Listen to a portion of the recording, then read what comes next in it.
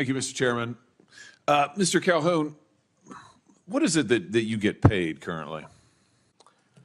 Senator, that's well disclosed in our proxy documents in each of the years that I've been employed. Yeah, but what is it? It's a big number, sir. Well, let me help you out. It's $32.8 million this year. Does that sound right? Yes, it does. That's a 45% increase over last year. Does that sound right? Yes, it does. What is it you get paid to do exactly? I get paid to run the Boeing company. Yeah. So just help me understand that. I mean, do you get paid for transparency? Is that one of the metrics for your income? I think the board counts on me for transparency. Really? Because you're under investigation for falsifying 787 inspection records. The Boeing's under criminal investigation for the Alaska Airlines flight. You were investigated by DOJ for criminal conspiracy to defraud the FAA. This is all in your tenure. This doesn't sound like a lot of transparency to me. What about safety? Is that a component of your salary? It sure is, Senator. You know, have you seen the reports that the subcontractor that you used to make that door piece that fell out of the sky, that when the FAA went and toured the facility, they found one door seal being lubricated with Dawn liquid dish soap and cleaned with a wet cheesecloth, and another was being checked with a hotel room key card. Does that sound like safety to you? Senator, I think our relationship with that particular supplier has been well documented, reviewed by the FAA and most certainly us. And I'm very intent on acquiring that company so that none of that ever happens. You know, the FAA also says that Boeing still has not implemented the recommended steps back from 2019 and 2020 after the MAX crashes. You still have not taken the appropriate safety procedures or implemented what they recommended. I mean, how, if safety is a component of your $33 million compensation package, I mean, how can you possibly qualify for any of this? What about quality? Is quality part of your compensation package? Senator, I meet with the FAA pretty regularly. They don't hold anything back, and I'm not aware of anything that has been cited with respect to those accidents that we haven't taken action on. Really? Because we've had whistleblowers. You said you'd listen to whistleblower testimony. We've had multiple whistleblowers come before this committee and allege that Boeing is cutting every possible corner on quality and safety, not just in the past, but now. They've alleged that you've eliminated safety inspections, that there are fewer in quality and there are fewer inspectors doing quality inspections out there. They've alleged that when they raised quality issues and concerns, they were reassigned, they were retaliated against, they were physically threatened. That doesn't sound like attention to quality to me, and yet you're getting paid $33 million a year. It's extraordinary. Senator, we have increased our quality inspectors significantly. How much has your stock price increased while you've been at Boeing? It hasn't, and I don't watch it much. Have you done any stock buybacks while you've been at Boeing? Not in my job, no. How about your profits? Have your profits increased at all while I haven't had any profits, sir. I'm sorry? I have not had any profits. Yeah. You know, I think the truth is, Mr. Calhoun, you're not focused on safety, you're not focused on quality, you're not focused on transparency. All of this is in the record, but I think actually you're focused on exactly what you were hired to do, which is that you're cutting corners, you are eliminating safety procedures, you are sticking it to your employees, you are cutting back jobs because you're trying to squeeze every piece of profit you can out of this country, this company. You're strip mining it. You're strip mining Boeing. It was one of the greatest American companies ever. It has employed thousands of people in my state, and you are strip mining it for profit, shareholder value, and you're being rewarded for it. You got a huge raise, a huge increase. So it's working out great for you. For the American people, they're in danger. For your workers, they're in peril. For your whistleblowers, they literally fear for their lives, but you're getting compensated like never before. But one of the reasons you do these presentations, I do them, is you're probably on 1,000 televisions around this campus right now. And maybe there's some staffers who all of a sudden are willing to listen to math. Remember our running joke, this is a math-free zone? Second thing, and I'm just going to do this one because I'm tired of people that don't think. Stop being trite. The scale of the debt problem is real. And whether you're on the left or the right, you have to understand the solutions we move our mouths about saying, we can raise taxes on rich people. And you get about 1.5% of GDP, but you're borrowing about 9.6. And those of us who want to cut things, we got to be honest. I can find you 1.5%, 2% of cuts. But if you're borrowing 9.6% of GDP, which we are this year, you're not really moving the needle. So one of the comments, just to understand how absurd and how stupid, excuse me, that's not fair. I take that back. I apologize. Please take this seriously. So when you have the person that says, and maybe it was a bot, and you see in the comments 20, 30 times, you know, if you just got rid of congressional salaries, we're probably overpaid for our work product. In an entire year, every U.S. senator, every member of the House, get rid of their salaries. It would cover 16 minutes of borrowing in an entire year. In a day, it would cover 2.6 seconds of borrowing. But this is what we call it's fun rhetoric and it's stupid math. And when you have someone willing to say things like that, it once again shows you're not willing to understand the scale that's moving against this country. Remember, over and over and over and over, it's debt that has crushed republics. But you see their cover. Their cover is trying to make the point is we have actually a remarkably healthy economy considering all the stupid that's gone on. Yet, what does it mean to you when magazines like this are actually doing covers saying, well, the amazing American economy, it's still growing, and yet at the same time, last week I was here and told you we were borrowing over $95,000 a second. Now it's no longer $95,000. It's $98,000, I think $300 a second. If we try a little harder, maybe we'll get over $100,000 a second. If you go over the last 365 days, as of today, we're borrowing over $98,000 a second. And almost every dime of that growth in borrowing is interest and different types of health care. And yet, when we look at these, I keep trying to explain over and over and over every dime. So think of this as just, and this is a more update version. So here's what we call discretionary. You see there in the blue or purple, whatever that color is, about half of that's defense. About half of that is everything you think of as government. It's the FBI, it's the Park Service, it's everything else. It's other than mandatory earned benefits. Every dime a member of Congress votes on is borrowed.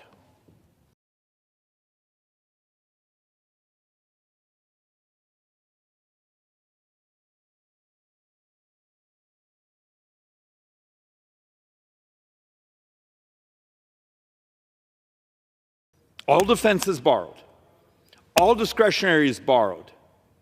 And we're heading towards a time where we may actually see, and this is off, if we actually get close to 2.8 trillion and all discretionary is about 2, start thinking that. When you start having another $800 billion of Medicare, of things of that nature borrowed, shouldn't that actually start to create a little sense of stress, panic? Are we going to continue to play the game around here where the left lies saying, we can raise taxes, and then we do stupid things like, well, if we got rid of foreign aid, yes, it would take care of a whole week or so of borrowing. What I'm asking for is to think with a calculator We have to change policies in a big-time way to save this country. And it's going to be complex. It's going to be hard. You're going to have to read and read and read and understand. But there is hope. I can show you over and over. I've come to this floor and said, if you do these things, you can crash the price of healthcare. If you adopt these technologies, you can crash the price of this government. And yet these hallways around here are full of people that they're not here to help us cut spending. They're here to help us, but actually help themselves. They want money. They want to either defend their bureaucracies or they want to defend their business models, and they use Congress as a barrier to entry. And that's when I realized that in the Matrix, when Morpheus holds up the battery and he says, we are the energy. And when I first saw the Matrix, I had no idea what he was talking about. I now have a much better idea what Morpheus was saying. What we energy for at this stage is open to interpretation.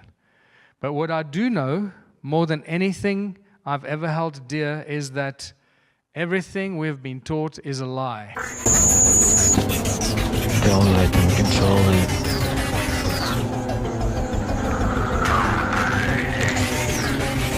They will indoctrinate you.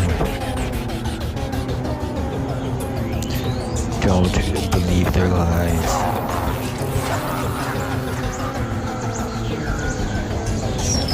It's all bullshit.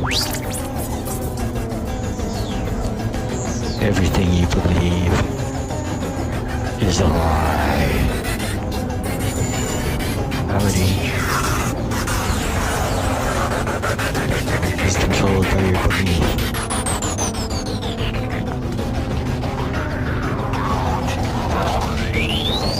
Open your mind. Don't let them control you.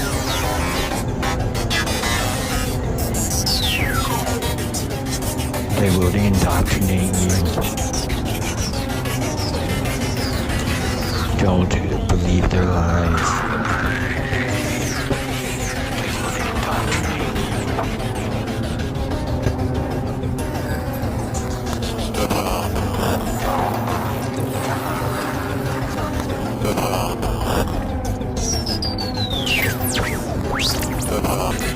It's all bullshit.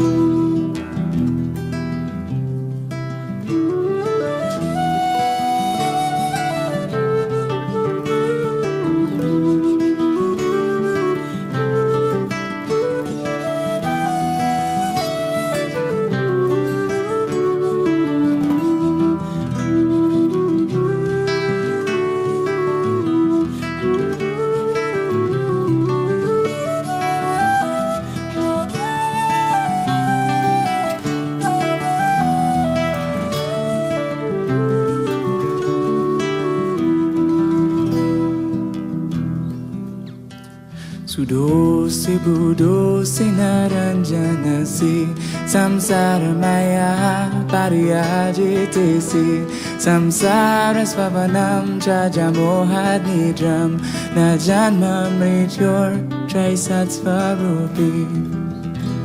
Sudosi budosi naranjanasi samsara maya pariyajitesi samsara svavanam jajamohad nidram najanma mrityor traisat svarupi. Sudosi budosi naranjanasi samsara maya pariyajitesi samsara svavanam jajamohad nidram najanma mrityor traisat svarupi. Sudosi budosi naranjanasi samsaramaya pariyajitesi samsara swapanam jajamohanidram na janma mrityor trisatsvarupi. You are forever pure, you are forever true, and the dream of this world can never touch you. So give up your attachment and give up your confusion and fly to that space that's beyond all illusion. You are forever pure, you are forever true, and the dream of this world can never touch you. So give up your attachment and give up your confusion and fly to that space that's beyond all illusion. You are forever pure, you are forever true, and the dream of this world can never touch you. So give up your attachment and give up your confusion and fly to that space that's beyond all illusion. You are forever pure, you are forever true, and the dream of this world can never touch you. So give up your attachment and give up your confusion and fly to that space that's beyond all illusion. Sudo se budo se naranjana se samsara maya pariyajite se samsara svapanam jajamohanidram na janma mrityor trisatsvarupi. Sudo se budo se naranjana se samsara maya pariyajite se samsara svapanam jajamohanidram na janma mrityor trisatsvarupi. Sudo se budo se naranjana se samsara maya pariyajite se samsara svapanam jajamohanidram na janma mrityor trisatsvarupi.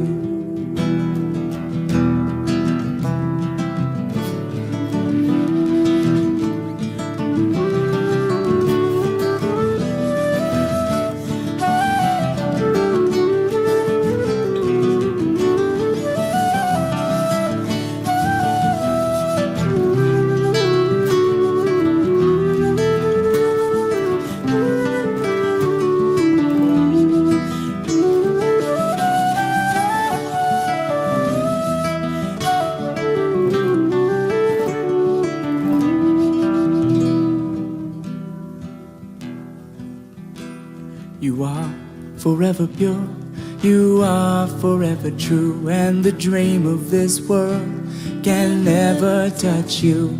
So give up your attachment and give up your confusion and fly to that space that's beyond all illusion.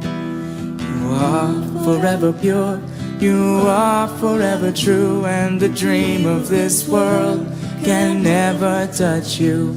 So give up your attachment and give up your confusion and fly to that space that's beyond all illusion. You are forever pure, you are forever true, and the dream of this world can never touch you. So give up your attachment and give up your confusion and fly to that space that's beyond all illusion. Sudo se budo se naranjana se samsara maya pariyajite se samsara swapanam jajamohanidram na janma mrityor trisatsvarupi. Sudo se budo se naranjana se samsara maya pariyajite se samsara swapanam jajamohanidram na janma mrityor trisatsvarupi. Sudo se budo se naranjana se samsara maya pariyajite se samsara svapanam jaja moha nidram na janma mrityor jai satsvarupi. More than anything I've ever held dear is that everything we've been taught is a lie. When I first came across this statement some 30 years ago, I thought, what an arrogant prick. Who wrote that? Really? How can you say that? I'm a smart guy. I've got a degree. I came out of university. I know what they taught me. I know a lot of stuff. And I was just blind. I was still sucking up all that stuff. Now, I have a pretty clear idea of everything I was told is just deception, and confusion, brainwashing, and it seems to me that the bigger the lie, the more we believe it. And that is something that I would like you to really contemplate, because we're now going to start talking about some lies that some people have a problem with. And it's small lies that we can get over the small lies. Oh yeah, of course they do this, of course. Oh no, but this is too big. Oh, too many people are going to have to be in on it. And that's what we constantly try and overcome the big lies by believing that it's impossible for them to pull the wool over our eyes, because millions of people would figure this out. Well, they're not figuring it out. And if they are figuring it out, they're just called conspiracy theorists. So in all these areas, these are the areas that the lies have become so large that it really takes a lot of guts to start admitting it to ourselves.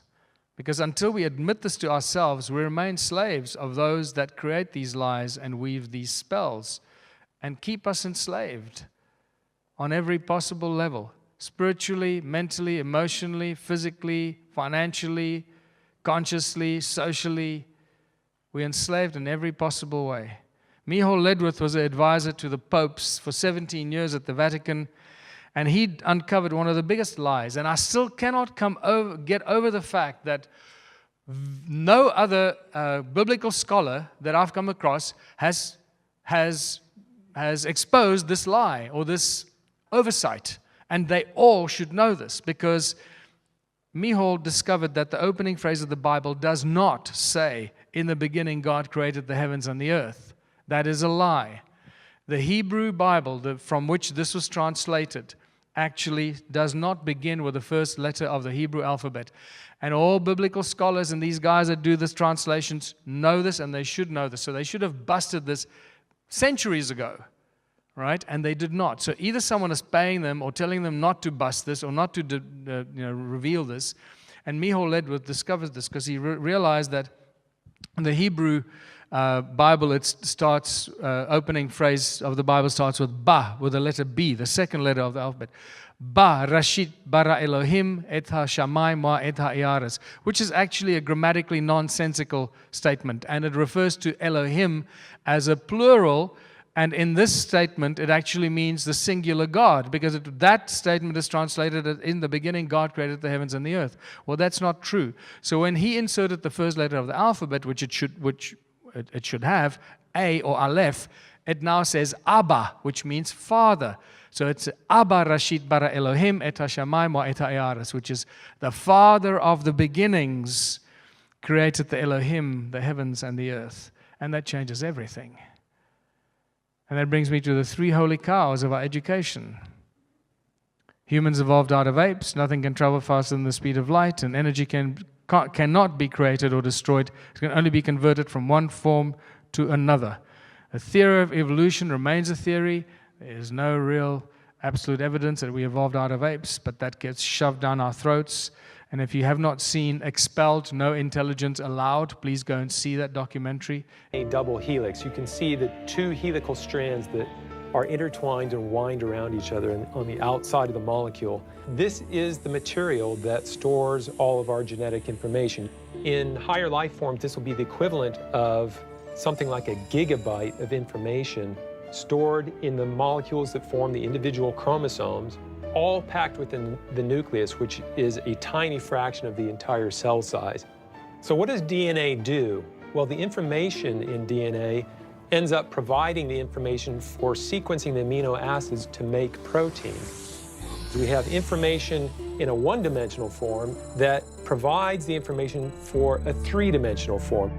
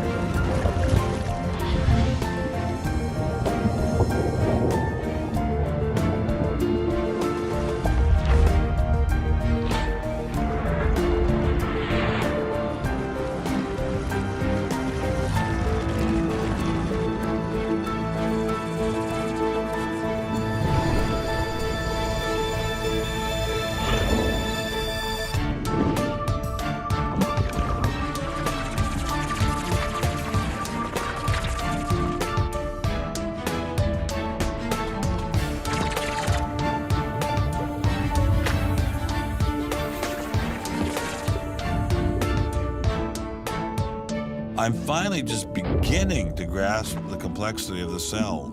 Are there systems within the cell that go well beyond Darwinian evolution? Some type of that drives adaptation, replication, quality control, and repair? What if these new mechanisms have massive design implications? Well, I say, so be it. The cell really is like nothing we've ever seen in the physical world. That's got to be firmly grasped. That's not something we can just say, oh, well, it's just a little bit more of the same old, same old. It's not the same old, same old. We are finding is that there's information that's in the cell that cannot be accounted for in terms of these undirected material causes. So It has to be. And so there's some other, so it has to be an information source. So one of the key questions faced by modern biology is, where do you get information from? Well, Darwin assumed that the increase in information comes from natural selection. But natural selection reduces genetic information, and we know this from all the genetic population studies that we have. And where does the new genetic information going to come from? Well, that's the big question.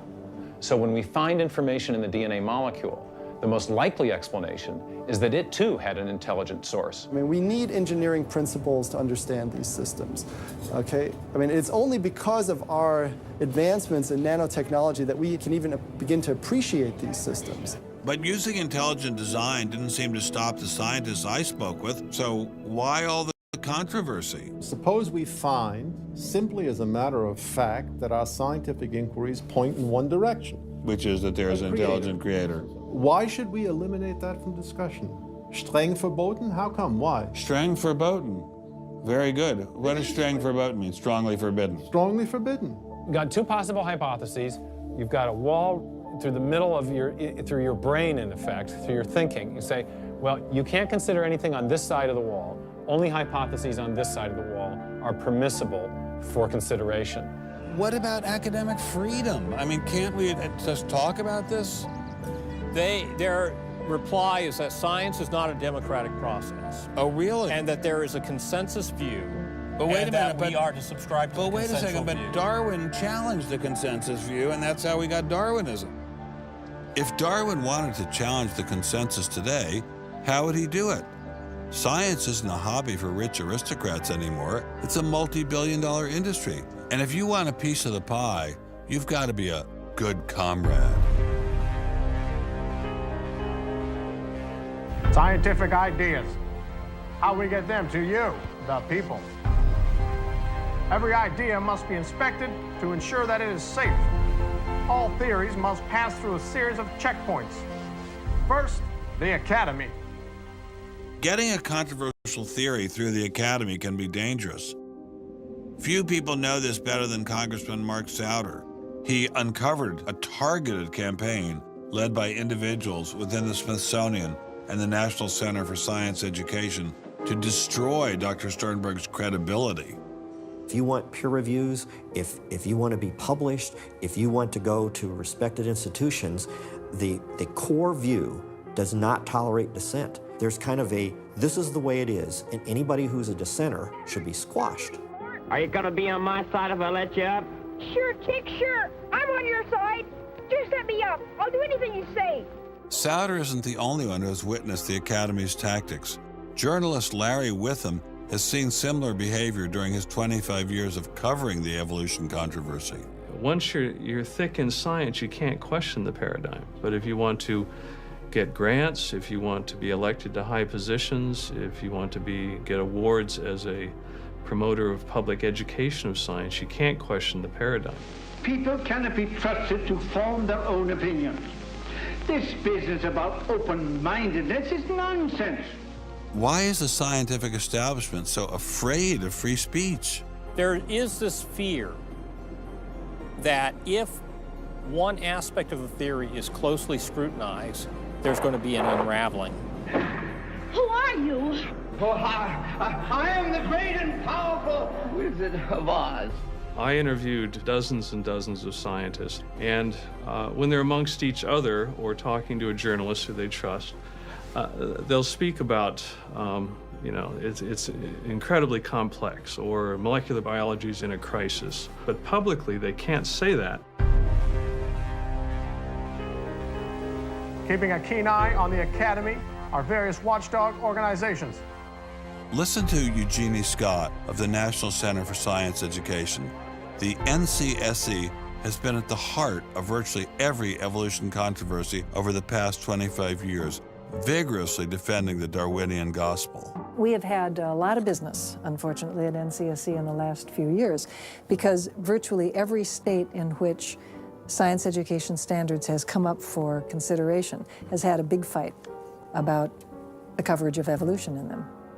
NCSE was started by a group of scientists and teachers who were very concerned because in the late 70s and early 80s, there were a lot of attempts to pass equal time for creation science and evolution laws. And clearly, this is something that neither scientists nor teachers liked. It wasn't exactly help, the creationists are coming, but it's, kind of along those lines.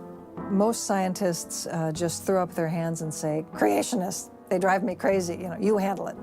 We've worked a lot with science education organizations. The most important group we work with is members of the faith community, because the best kept secret in this controversy is that Catholics and mainstream Protestants are okay on evolution. Are you sure about that, Eugenie? Liberal Christians have been fighting with conservative Christians for so long that they'll side with anybody against the fundamentalists. And Eugenie Scott says, well, welcome over. There's a kind of science defense lobby, or an evolution defense lobby in particular. They are mostly atheists, but they are desperately wanting to be friendly to mainstream, sensible religious people. And the way you do that is to tell them that there's no incompatibility between science and religion. But is there really an incompatibility? Can't we believe in God and Darwin? Implicit in most evolutionary theory is that either there's no God or God can't have any role in it. So naturally, as many evolutionists will say, it's the strongest engine for atheism. If they called me as a witness, and a lawyer said, Dr. Dawkins, has your belief in evolution, has your study of evolution turned you towards atheism? I would have to say yes. And that's the worst possible thing I could say for winning that court case. So people like me are bad news for the science lobby, the evolution lobby. By the way, I'm being a hell of a lot more frank and honest in this interview than many people in this field would be. Working hard to keep ideas in check are our friends in the media. Morning, paper. Paper, mister? The tendency of the media is to side with the establishment because they inherently agree with the establishment. Eugenie Scott, my understanding is that there is not a single peer-reviewed article out there that supports intelligent design. Am I wrong? You are not wrong. You are correct.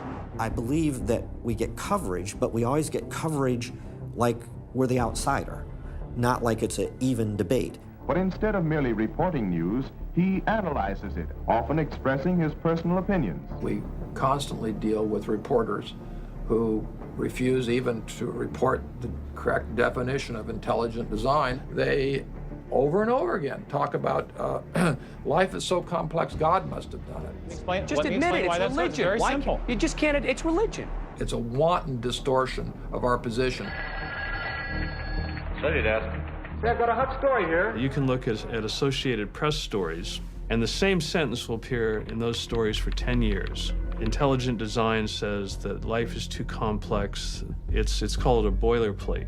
And the reporter never reports anymore or gets any new ways to say it, so the public understanding never advances. But what happens if a reporter decides to take a more balanced approach to intelligent design? There might be remarkable pressure on that reporter not to side against the evolutionists. I thought I told you to kill that story. Few reporters have learned this better than author and journalist Pamela Winnick. When she refused to take sides in an article she wrote about intelligent design, the Darwinists found a new favorite target. Number one, I wasn't Christian, I was Jewish. Number two, I wasn't religious. Number three, I was not taking a position in favor of creationism. I was writing about intelligent design, and it didn't matter. After I wrote that one piece, everything I wrote on the subject was scrutinized. There were hate letters coming into the newspaper. If you give any credence to it whatsoever, which means just writing about it, you are just finished as a journalist. Other journalists we spoke with told similar stories, but didn't dare appear on camera. And now, the presses are ready to roll. When all other checkpoints fail, there is always the courts.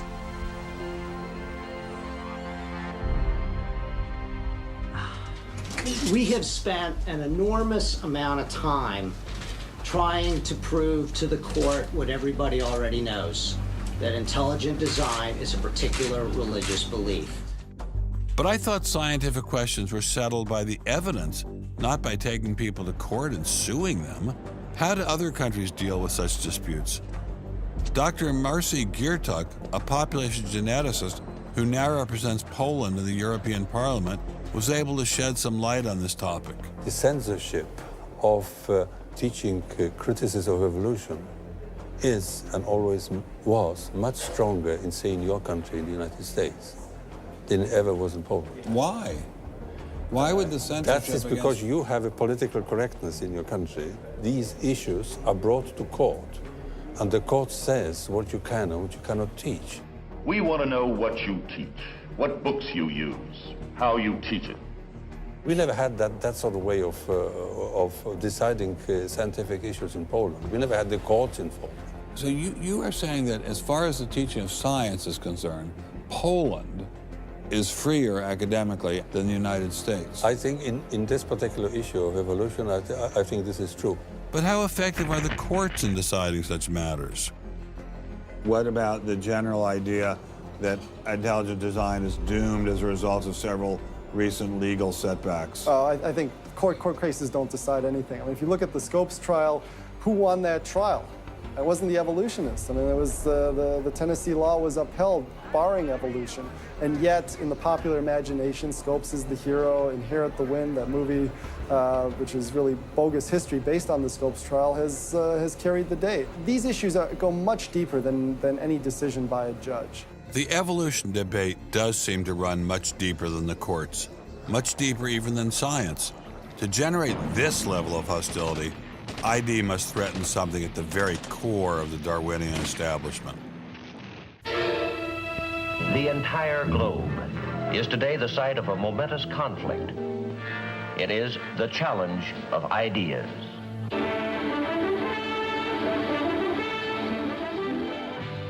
I am Edward R. Murrow. For a little while, I would like to review with you the great conflict of our times, one which demands and must get the attention and the involvement of each one of us. This conflict over the principles of evolution has become a religious war.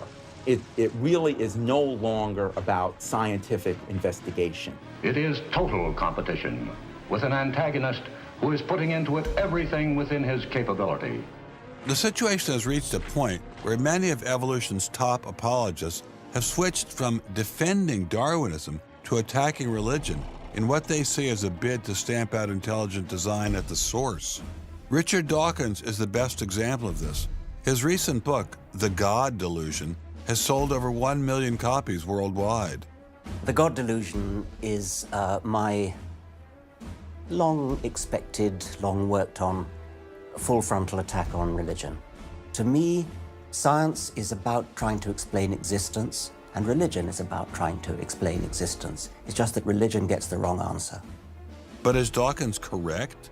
Are science and religion really at war?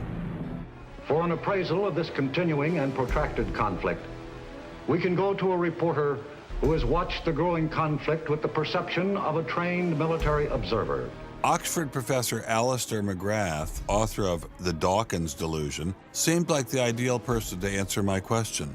Richard Dawkins has a charming and very, I think, interesting view of the relationship between science and religion. They're at war with each other, and in the end, one's got to win, and it's going to be science.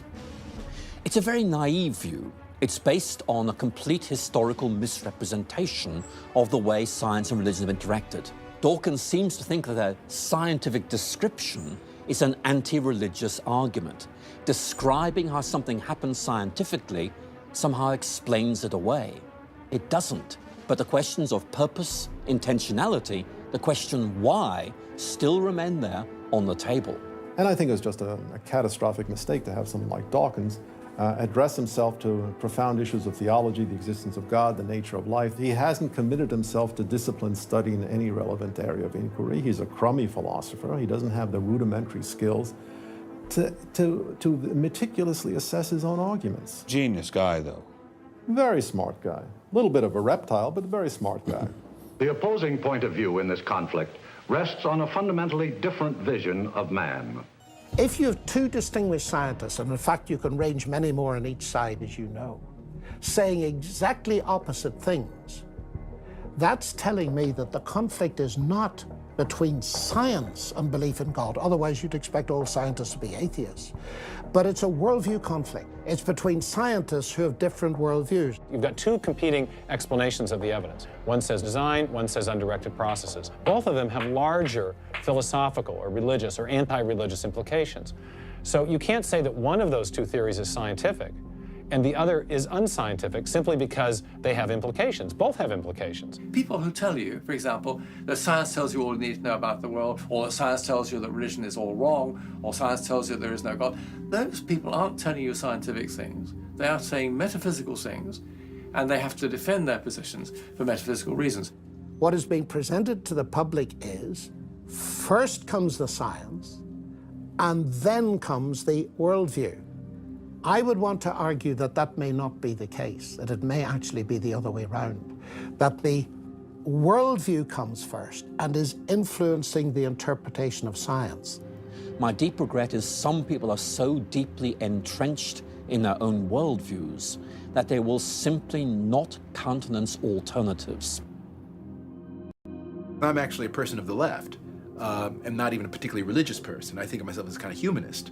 And I think it's sending a very bad message to religious people who are interested in science, that in some sense, in order to do science credibly, they have to leave their religious beliefs at the door. The founders of early modern science, Sir Isaac Newton, Robert Boyle, Johannes Kepler, Galileo, most of these early scientists all not only believed in God, but they thought their belief in God actually made it easier to do science. You can be religiously motivated and you can do good science. And they have more often gone together than not gone together. Admitting our biases is the best way towards rational discussion, which I would welcome. Rational debate is a nice thought, but it's nearly impossible in the current climate. I'd seen the chilling effect that this unquestioning devotion to Darwinism has had on science, but were there other consequences? No gods, no life after death, no ultimate foundation for ethics, no ultimate meaning in life, and no human free will are all deeply connected to an evolutionary perspective. You're here today and you're gone tomorrow, and that's all there is to it. Dr. Will Provine, professor of the history of biology at Cornell University, gave us another disturbing glimpse into where Darwinism can lead. Oh, I was a Christian, but I never heard anything about evolution because it was illegal to teach it in Tennessee. Dr. Provine's first biology professor changed all that. He started talking about evolution as if it had no design in it whatsoever. And I came up to him and I said, "You've left out the most important part." And he said, "If you feel the same way at the end of one quarter, I want you to stand up in front of the students in this class and tell them this deep lack in evolution." And I read that book so carefully, and I could find no sign of there being any design whatsoever in evolution. And I immediately began to doubt the existence of a deity. But it starts by giving up an active deity. Then it gives up the hope that there's any life after death. When you give those two up, the rest of it follows fairly easily. You give up the hope that there's an imminent morality. And finally, there's no human free will.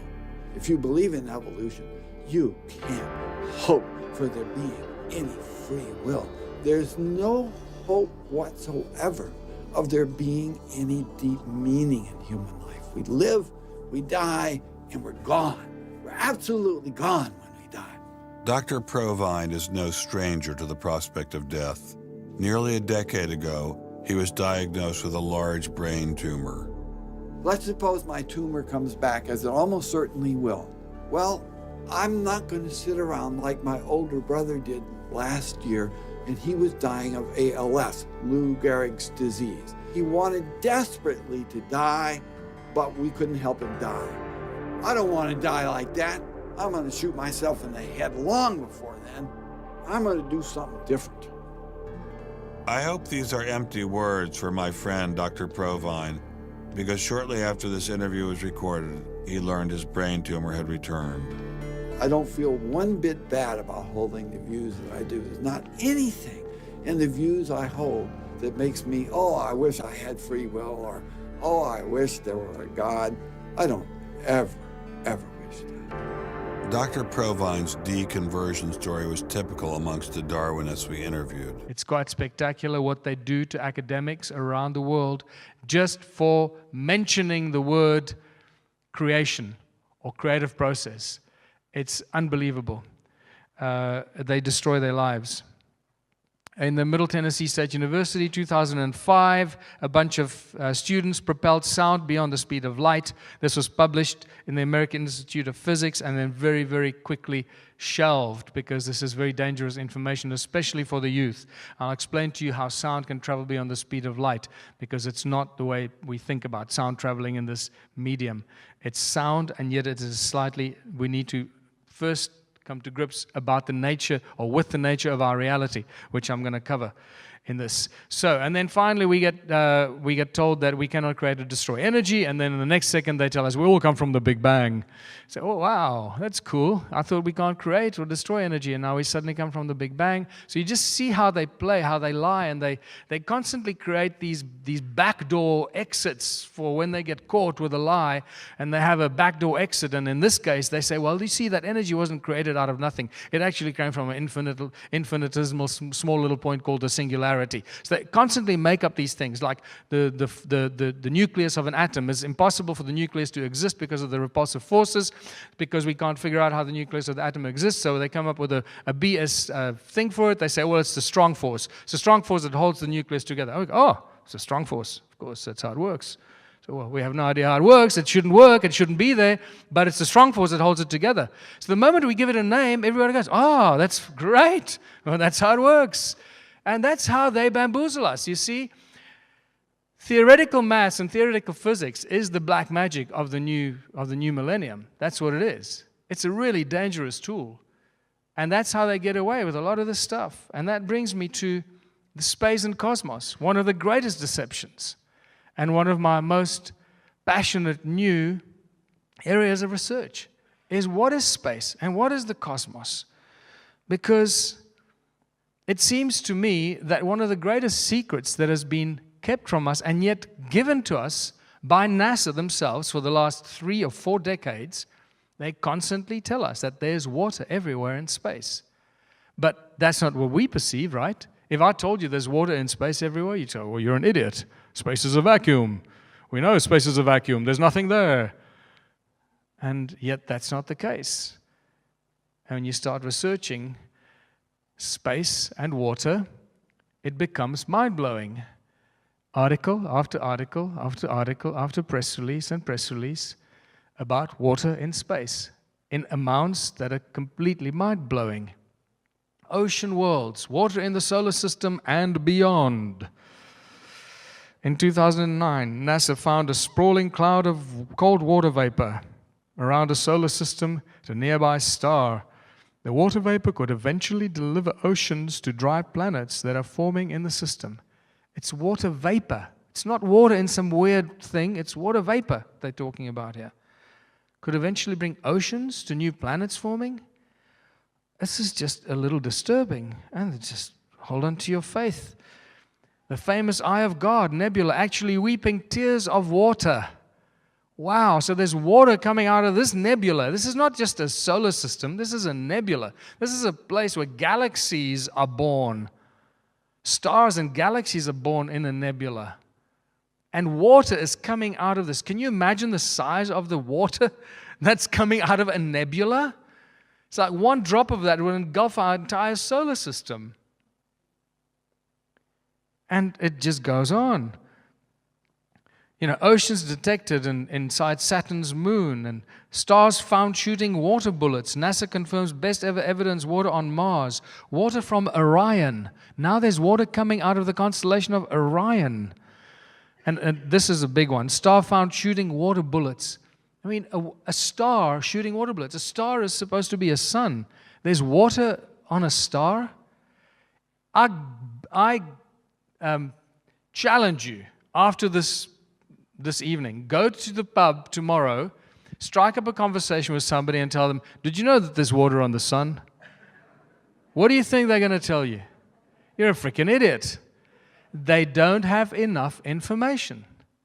So we're getting to this point now that you can't have a discussion with somebody about any subject unless they have sufficient amount of information, because they'll constantly block you, tell you you're stupid, and so forth. So it's tricky, and we have to navigate this river of discussion and debate very gently and very carefully, because we're going to lose friends and families and break up partnerships because of new knowledge and information that some of us embrace and others discard as BS.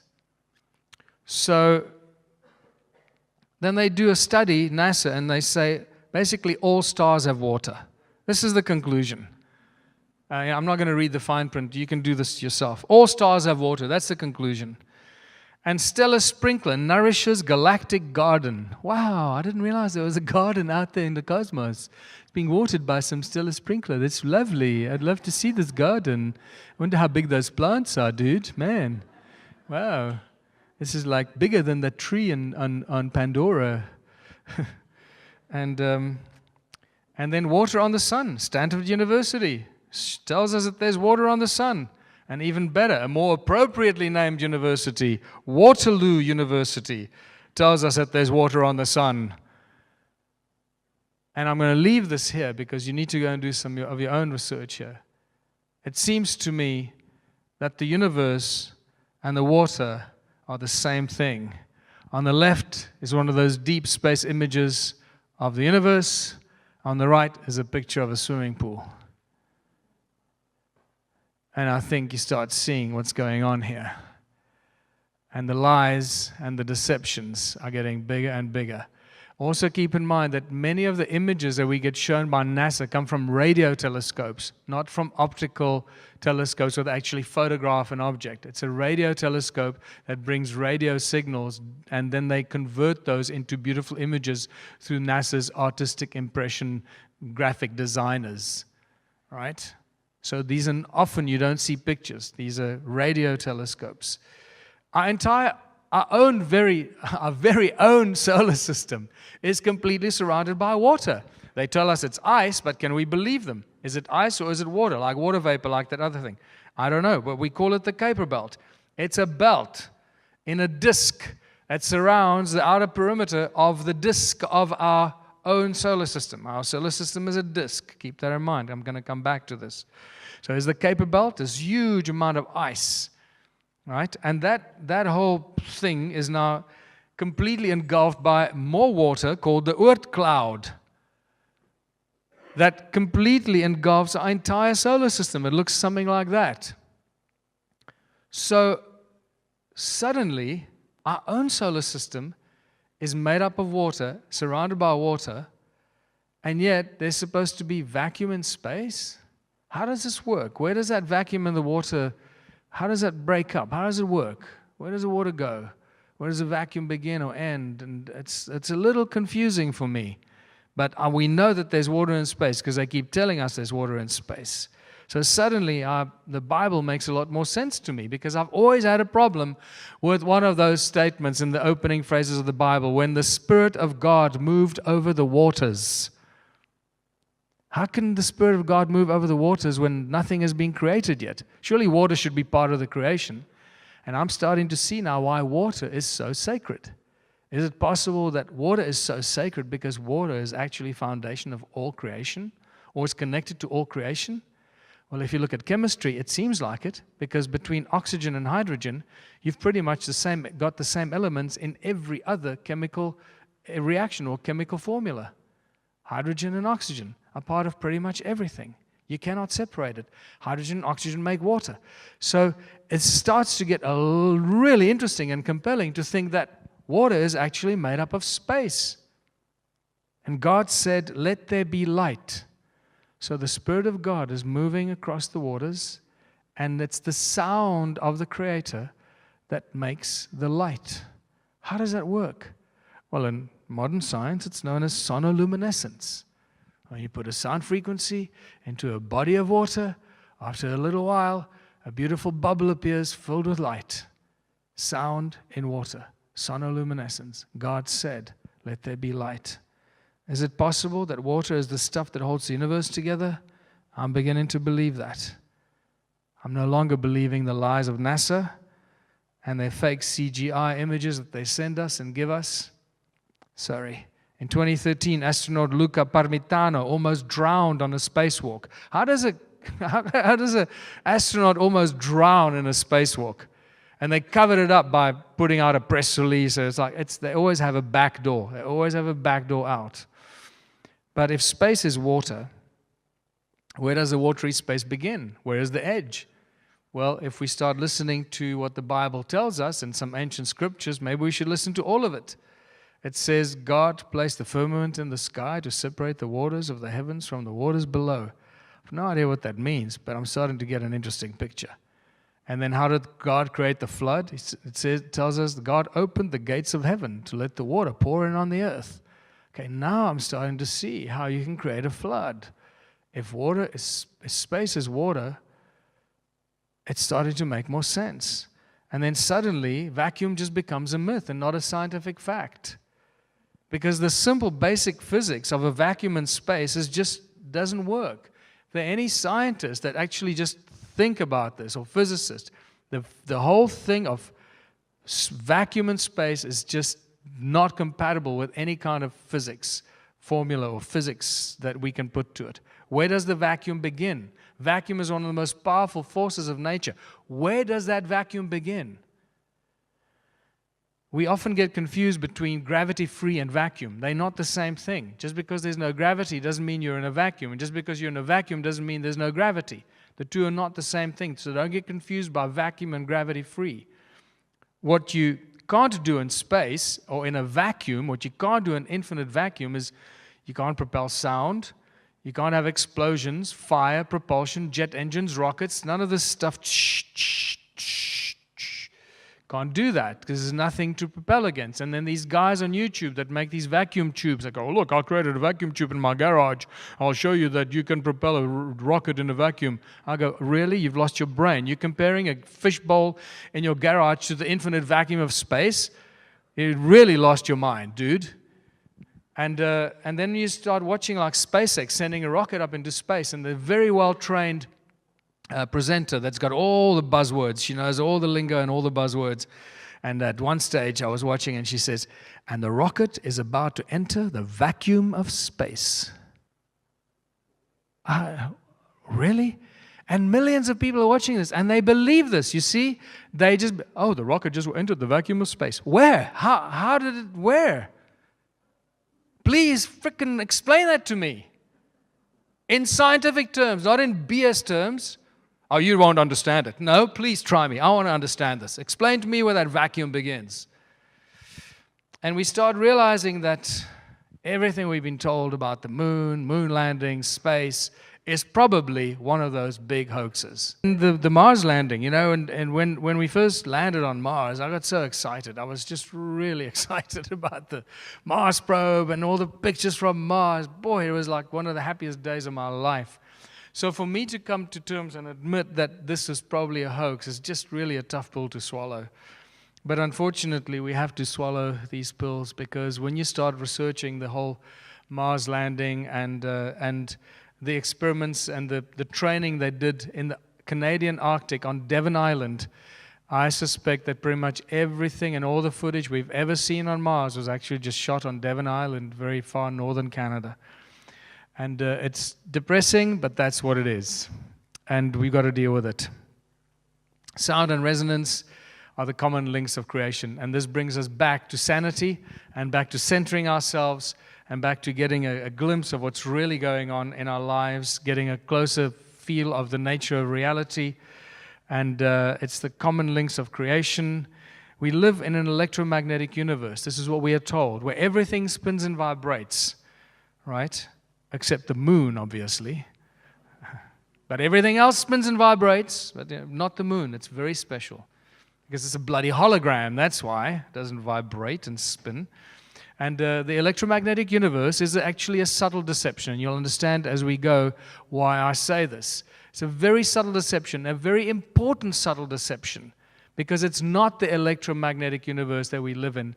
It's the magneto-electric universe that we live in. And just twisting those two around would have given us a very different perception while we grow up about the world that we live in and the universe and this reality of us, if we don't think of it as the electromagnetic but the magneto-electric. Huge consciousness shift in growing up with that kind of thinking. Everything has its own specific frequency, as we mentioned before. Prime resonance frequency. Everything vibrates at its own frequency. That's how we can manipulate things with frequency and sound and resonance.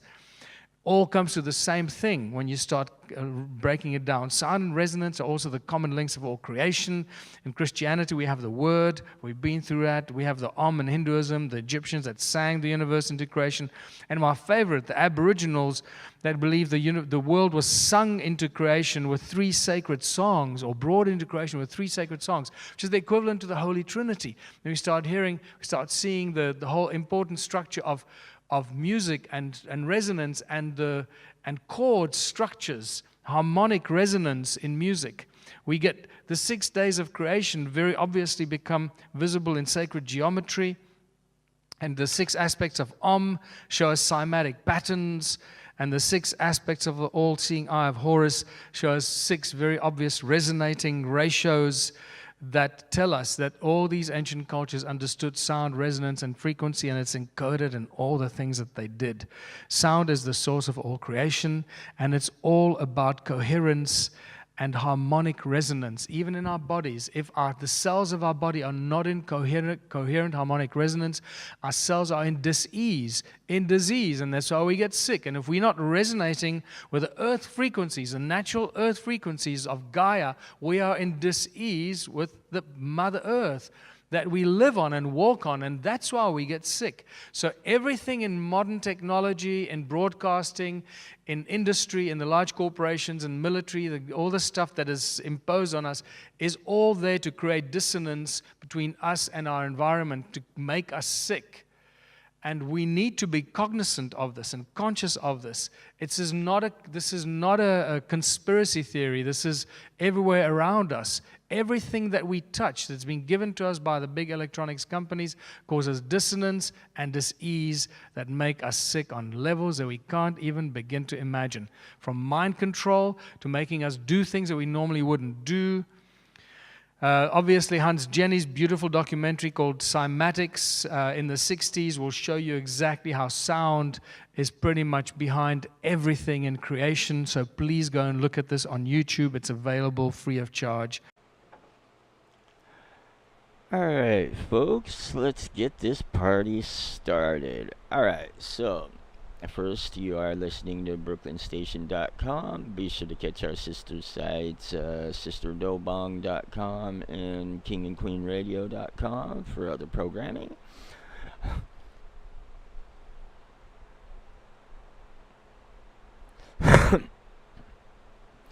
And, let's see, where were we? Oh, yeah, I'm going to be playing some of our artist songs from Nigeria and Ghana, our African artists. Please go to Spotify, Apple, or our website, either one of them, any one of them. They'll have links to download their music, and I highly recommend doing that because it helps support the artists, and, you know, everybody, every little bit counts these days, as I'm sure you know.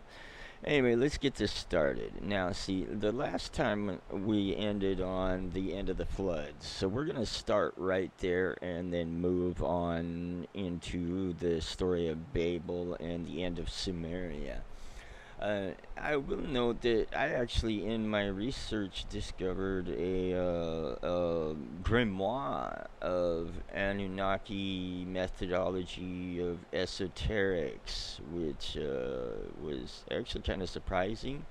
It's called the Book of Ramadash, and I think I was going to go into monetary policy on the next episode, but the Book of Ramadash is kind of like really interesting, and then that leads to some declassified documents and some eyewitness testimony on some events involving Anunnaki back in 1947 through 49 with the U.S. government. So we'll get into that on the next episode. Anyway, we're gonna start right where we ended, which is the Anunnaki coming back to Earth after the flood. So, definitely an interesting story all the way around, to say the least. Let me get this all set up. There we go. All right. So. In their whirlwinds to the other peak of Arata they flew over. The boat of Zayasudra they saw. By the altar that he had built they landed. When Enlil the survivors saw Ninango among them, his fury no bounds had, because you remember he said no earthlings were to survive, and of course Enki showed Zayasudra, or Noah as some may know him, when there's many different names for this particular character throughout different cultures. Every earthling had to perish, he with fury shouted at Enki. With anger he lunged. To kill his brother with his bare hands he was ready. He is no mere mortal, my son he is, Enki to Zayasudra was pointing, and cried out to Enlil. For a moment Enlil was hesitating. You broke your oath, at Enki he shouted. To a reed wall I spoke, not Zayasudra, Enki said. Then to Enlil the dream vision he related. By then, by Ninagol alerted, Ninurta and Ninmah in their whirlwinds also touched down. When the account of events they heard, Ninurta and Ninmah by the account were not angered. The survival of mankind is the will of the Creator of all, must be. So did Ninurta to his father say.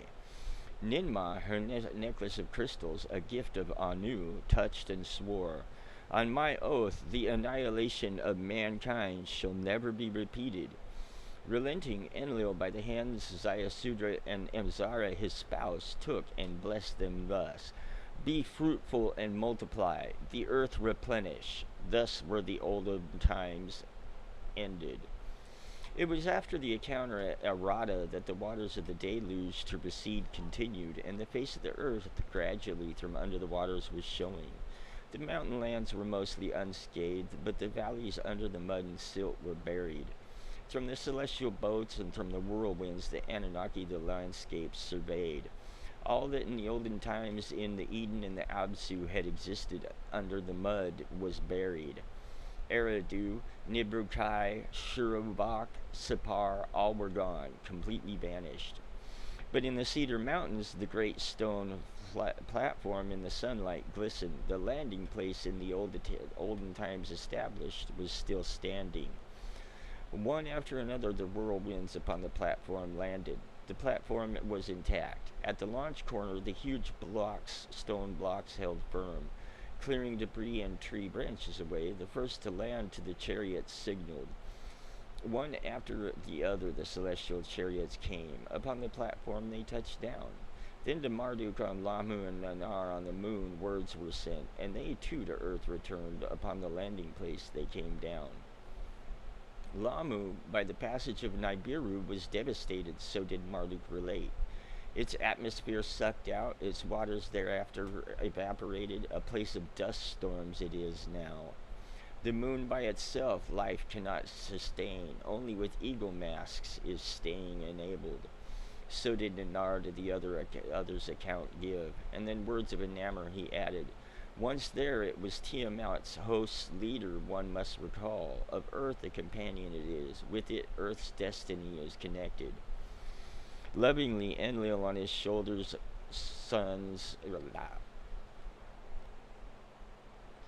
Lovingly Enlil on his son's shoulders his arm put. With survival now we are concerned. So did Enlil to Nanar mildly report. Now sustenance is our first concern. Let us the sealed creation chamber examine. Perchance Nibiru's seeds we will still find. So did Enlil the Enki say of the grains once created him reminding. At the side of the platform, clearing some mud, the shaft from times remote they found. The stone that blocked it they lift off, the sanctuary they entered. The diorite chests with seals were fastened, the seals with a copper key they made open. Inside the chest, in crystal vessels, the seeds of Nibiru's grain were there. Once outside, to Ninurta Enlil the seeds gave. To him he was thus saying, Go, the mountainside terrace, let the grains of Nibiru once again bread provide. In the Cedar Mountains, on other mountains too, Ninurta waterfalls he did dam. Terraces constructed. The eldest son of Ziasudra to raise crops he taught. To Ishkar the youngest Enlil another task assigned. Where the waters have receded, go, and remaining fruit-bearing trees find. To him as fruit cultivator Ziasudra's youngest son was assigned. The first fruit they found, the vine that by Ninmah was brought. It was of its juice as the Anunnaki's elixir renowned. Ziasudra took a sip. By one sip, then another and another, Ziasudra was overpowered. Like a drunkard, he fell asleep. Then a gift to Anunnaki and Earthlings Enki presented. The chest that Ningal had carried he unveiled, its surprising contents to all he announced. The life essence and life eggs in the wombs of four-legged animals from Ziasudra's boat can be combined. Sheep for wool and meat will multiply, cattle for milk and hides will all have.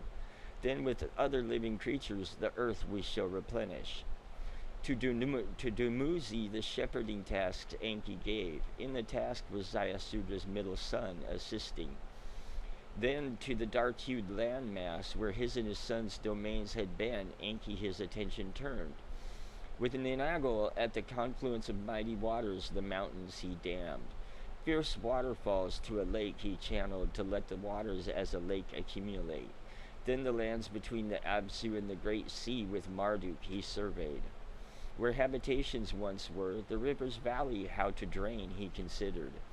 At midstream where the river's waters cascaded, an island from the waters he raised.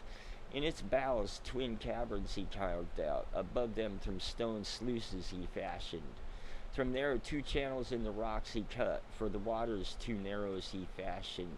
Thus the flowing waters from the highlands coming he could slow or let go faster with dams and sluices and 2 narrow waters that he used to regulate. From the cavern island, the island of Abu, the river's serpentine valley from under the waters he raised. In the land of the two narrows for Dumuzi and the shepherds, a habitation did Enki fashion. With the satisfaction did Enlil all this to Nibiru words send. With words of concern, Nibiru responded. The close passage that Earth and Lamu effected on Nibiru too much damage caused. The shield of gold dust was torn. The atmosphere was dwindling again. New supplies of gold were quickly needed. Fervently to the Abzu Enki went. With Gibel his son to survey and search he journeyed. All the gold mines were gone. By the avalanche of water they were buried. In the Eden, bad Tiberia too no longer existed. In Sippar, a place for the chariots, no more. The hundreds of Anunnaki who in the mines in bad Tiberia toiled from the earth were gone. The multitude of earthlings as primitive workers serving by the deluge were to clay turned. No gold can earth any more be provided, so did Enlil and Enki to Nibiru announce. On earth and on Nibiru there was desperation.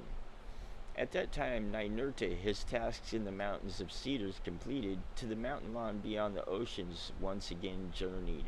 From that land, on the other side of earth, astounding words he delivered. This is, by the way, South America. The avalanche of waters deep cuts into the mountainsides there tore. From the mountainsides, uncounted gold in nuggets large and small, to the rivers below fell down. Without mining can the gold be hauled. Enlil and Enki to the distant mountain land hurried. With amazement they the discovery viewed. Gold, pure gold, refining and smelting not requiring, all about was lying. A miracle it is, so was Enki to Enlil saying. What by Nibiru has wrought, by Nibiru was amended. The unseen hand of the creator of all, it is life on Nibiru to enable, so did Enlil say. Now who could collect the nuggets? How to Nibiru they would be sent, the leaders asked each other. Of the first question, Ninurta had the answer. In the high mountain line on this side of Earth, some earthlings have survived. Descendants of Kayan they are, with the handling of metals they are knowing. 4 brothers and 4 sisters are their leaders. On rafts they themselves saved. Now their mountaintop in the midst of a great lake is an island. Okay, again, this is South America, and this is the beginning of what eventually became the Aztec Empire, Mayans. There's a whole bunch that go back. I forget the name of them all, because there's so many different civilizations that go back a lot further than official science will ever let you know. Now, let's see. As the protector of their forefathers, they me recall, the great protector they call me. By the report that other earthlings had survived, the leaders were heartened. Even Enlil, who the end of all flesh planned, was no longer angered. Yeah, you think?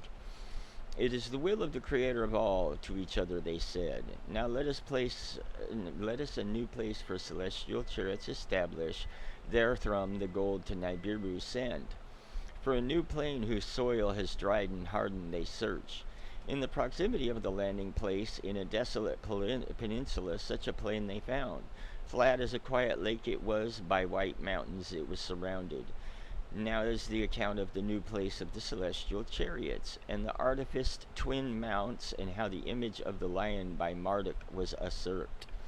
In the peninsula by the Anunnaki the chosen, the heavenly ways of Anu and Enlil on earth were reflected. Let the new place of the chariots precisely on that boundary be located. Let the heart of the plain the heavens reflect. So did Enlil to Enki suggest. Once Enki to this agreed, Enlil from the skies of distances took measures. On a tablet a grand design for all to see he marked out. Let the landing place in the Cedar Mountains be part of the facilities, he said.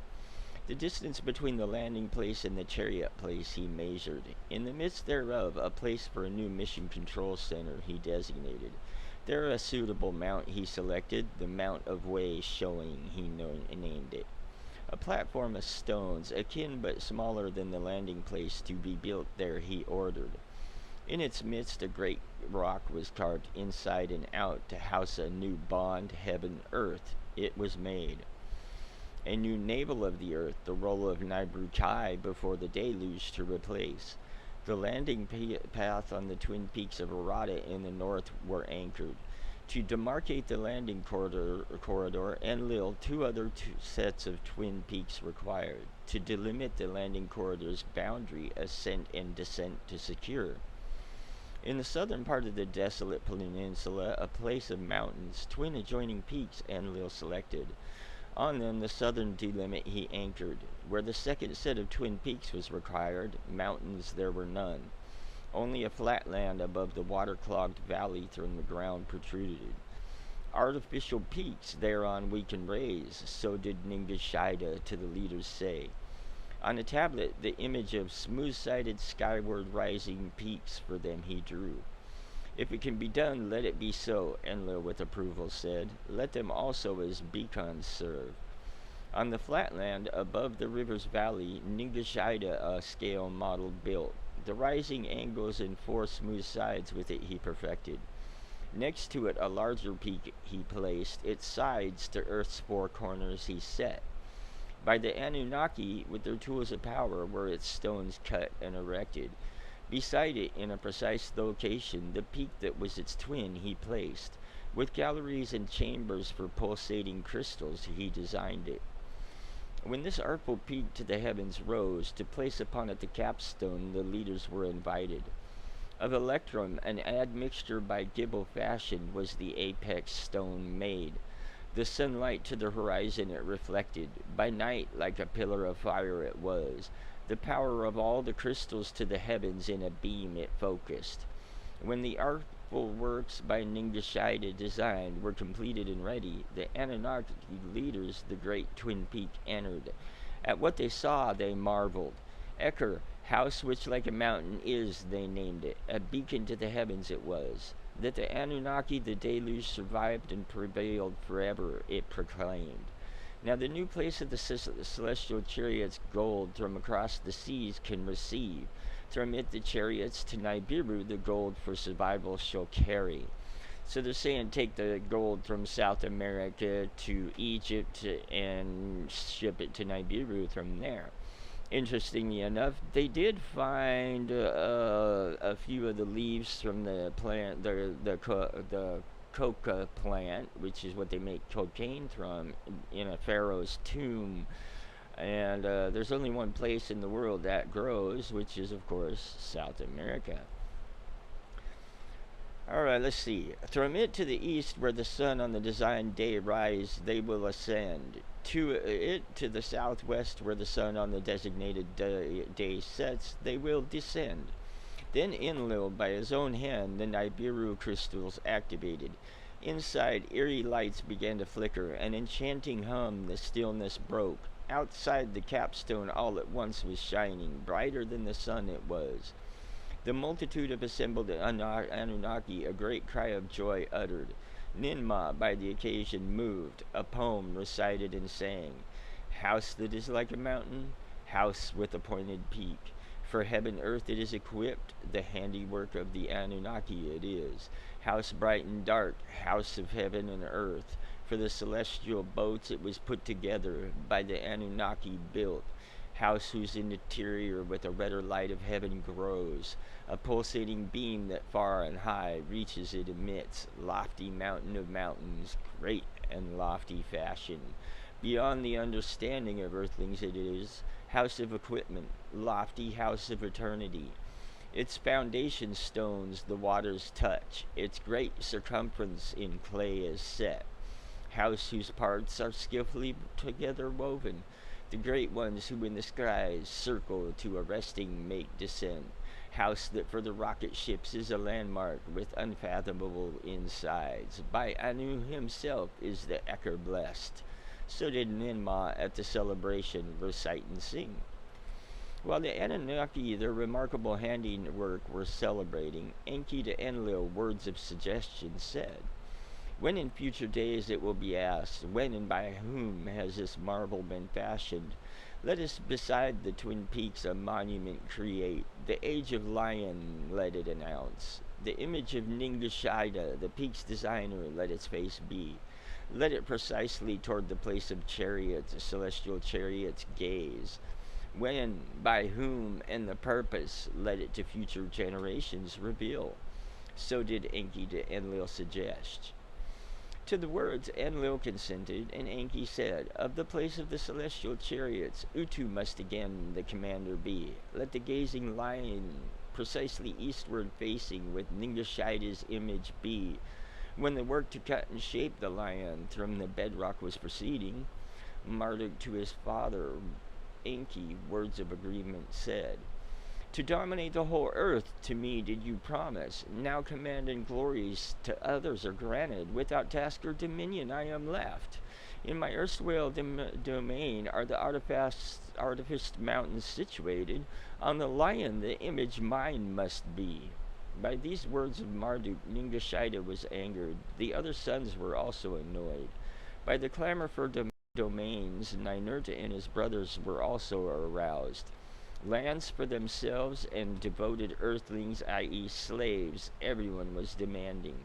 "Let not the celebration a contest become," Ninma, amidst the raised voices, shouted. "The earth is still in havoc. We Anunnaki are few. Of the earthlings there are only the survivors. Let Marduk, Ningashida, of the honor not deprive. Let us Marduk's words, though, also heed." So did Ninma, the peacemaker, to the contending leaders say. For peace to prevail, the habitable lands between us should be apart set, Enlil to Enki said. To make the peninsula an uncontested divider they agreed. To the peacemaker Ninma they it allotted. Tilman, land of the missiles, they named it. To earthlings it was beyond bounds. The habitable lands to the east thereof, to Enlil and his offspring, were set apart. For the descendants of two sons of Zayasudra, Shem and Yefet, therein to dwell. The dark-hued landmass that the Absu included to Enki and his clan was for domains granted.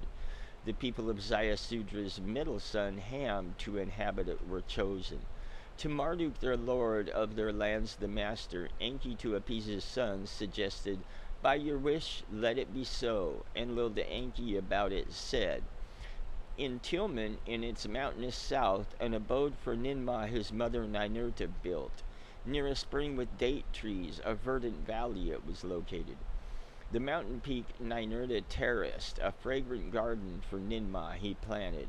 When all was thus completed, a signal to all outposts on earth was given. From the mountain lands across the ocean, whirlwinds the gold nuggets brought. From the place of celestial chariots to Nibiru, the gold was lofted. On that memorable day, Enlil and Enki to each other said and agreed, "Let us, Ninma, the peacemaker, with a new epitaph name honor. Ninharsag, mistress of the mountain head, let us name her." By acclamation was Ninma the honor given. Henceforth Ninharsag she was called. Praise to Ninharsag, on earth the peacemaker, in unison the Anunnaki proclaimed. When Marduk and Sarpana and their sons and daughters on Lahamu the deluge outwaited, the two sons, Asar and Satu, to the daughters of Shamgaz, the Igigi leader, a liking took. When to earth all returned, the two brothers and the two sisters espoused. Asar, the one called Asta, chose. Satu, the one called Nebat, betrothed. Yeah. Asar, with his father and Marduk in the dark-hued lands to abide, chose. Satu, near the landing place where the Igigi dwelt, with Shamgaz as his dwelling made. About the domains on earth was Shamgaz concerned. Where shall the Igigi, the masters of, be? So did Shamgaz, the other Igigi, incite. Of that Nebat to Satu daily spoke. By staying with his father, Asar, the successor alone shall be. The fertile lands he will inherit. So did Shamgaz and his daughter Nebat to Sati say day after day. How the succession in the hands of Satu alone to retain, father and daughter schemed. On an auspicious day they made a banquet. Igigi and Anunnaki to it they invited. Asar, unsuspecting to celebrate with his brother, also came. Nabat, his spouse's sister, prepared the table. Foodstools she also set. She beautied herself with lyre in hand. A song to many Asar she sang. Satu before him, choice roast meat cut, with salted knife for him, fatlings he served. Shamgaz in a large goblet, new wine to Asar offered, an admixture for him he had made. A large vessel, mighty to look on, with elixired wine he gave him. In good humor was Asar, merrily he arose and sang, with cymbals in his hand he chanted. Then by the admixtured wine he was overcome, to the ground he fell down. Let us for a sound sleep take him, the host to the others at the banquet said. They Asar to another chamber carried, in a coffin they him laid. Alright, we're going to take a second here, and you are listening to BrooklynStation.com. Be sure to check out KingandQueenRadio.com, and if you need a psychic reading, go to SisterDobong.com, or, you can call, and we'll put the number up here in a minute, after the songs. We'll do a commercial for the songs we're going to play. First, we're going to play one of my own, Infinite Sorrow, premiere of Booty Shakin' binaural jam. And it has footage of King and Queen Radio's appearance in both the Pride and the Dance Parade. And then we're going to play one of our artists, Jolly Boy, and I will announce the name of that song during and after. So be sure to stay tuned. Make sure that you go to either BrooklynStation.com, KingandQueenRadio.com, Spotify, Apple Music, and download our artist songs, which the links will be, as far as for the artist names, will be included in the description. So here we go.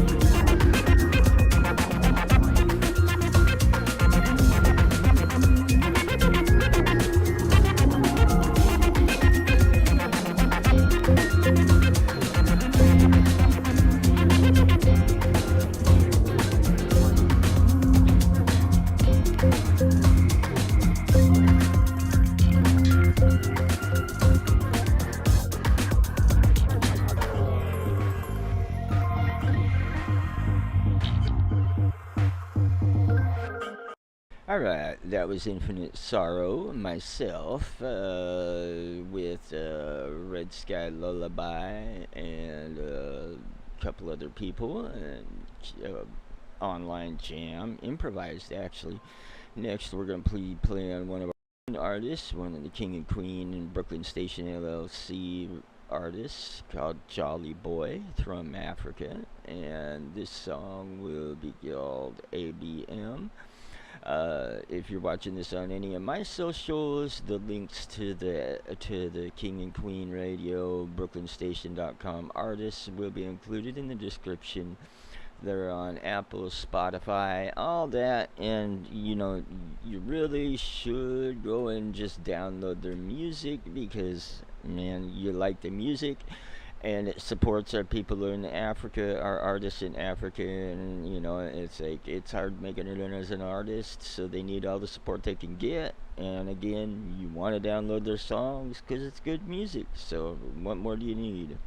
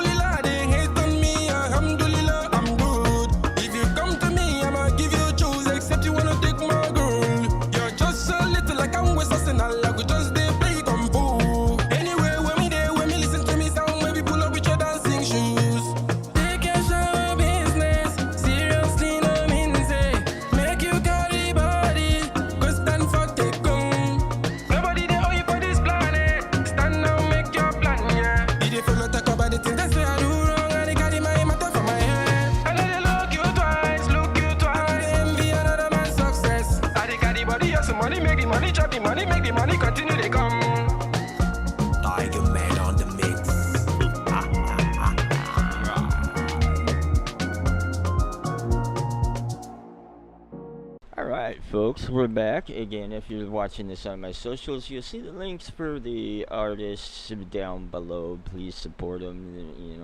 It's like all artists in this world need all the support they can get, especially if you want to break them free from the media stranglehold they have on what we're exposed to.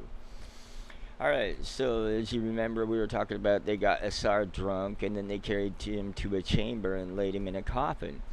The coffin with tight seals they closed. Into the sea they threw it. When word of what had happened Asta reached to Marduk, her husband's father, she raised a wailing. Asar to his depths in the sea was brutally thrown. Quickly must the coffin be found. They searched the sea for Asar's coffin, but the shores of the dark-hued land it was found. Inside the stiff body of Asar lay. From its nostrils the breath of life had departed. And now there's a lot of parallels to these stories in other histories from other cultures. There's an Egyptian, the story of Isis and Osiris is right here as well. Marduk, his clothes rent. On his forehead he put ashes. My son, Sarpanet cried and wept. Great was her grief and mourning. Enki was distraught and wept. The curse of Cain is repeated to his son in agony, he said. Asta to high heavens a wailing raised. To Marduk for revenge and an heir an appeal she made. Satu his death must meet. By your own seed a successor let me conceive. Let by your name his name remembered be, the lineage surviving. This, alas, cannot be done, Enki to Marduk and Asta said. The brother who killed the brother's brother must be the keeper. For this Satu must be spared. By his seed and heir to Asar ye must conceive. By these twists of fate, Asta was baffled. Distraught, the rules to defy, she was determined.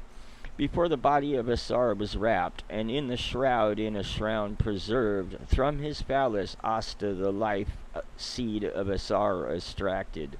With it Asta herself made conceive, an heir and avenger to Asar to be born.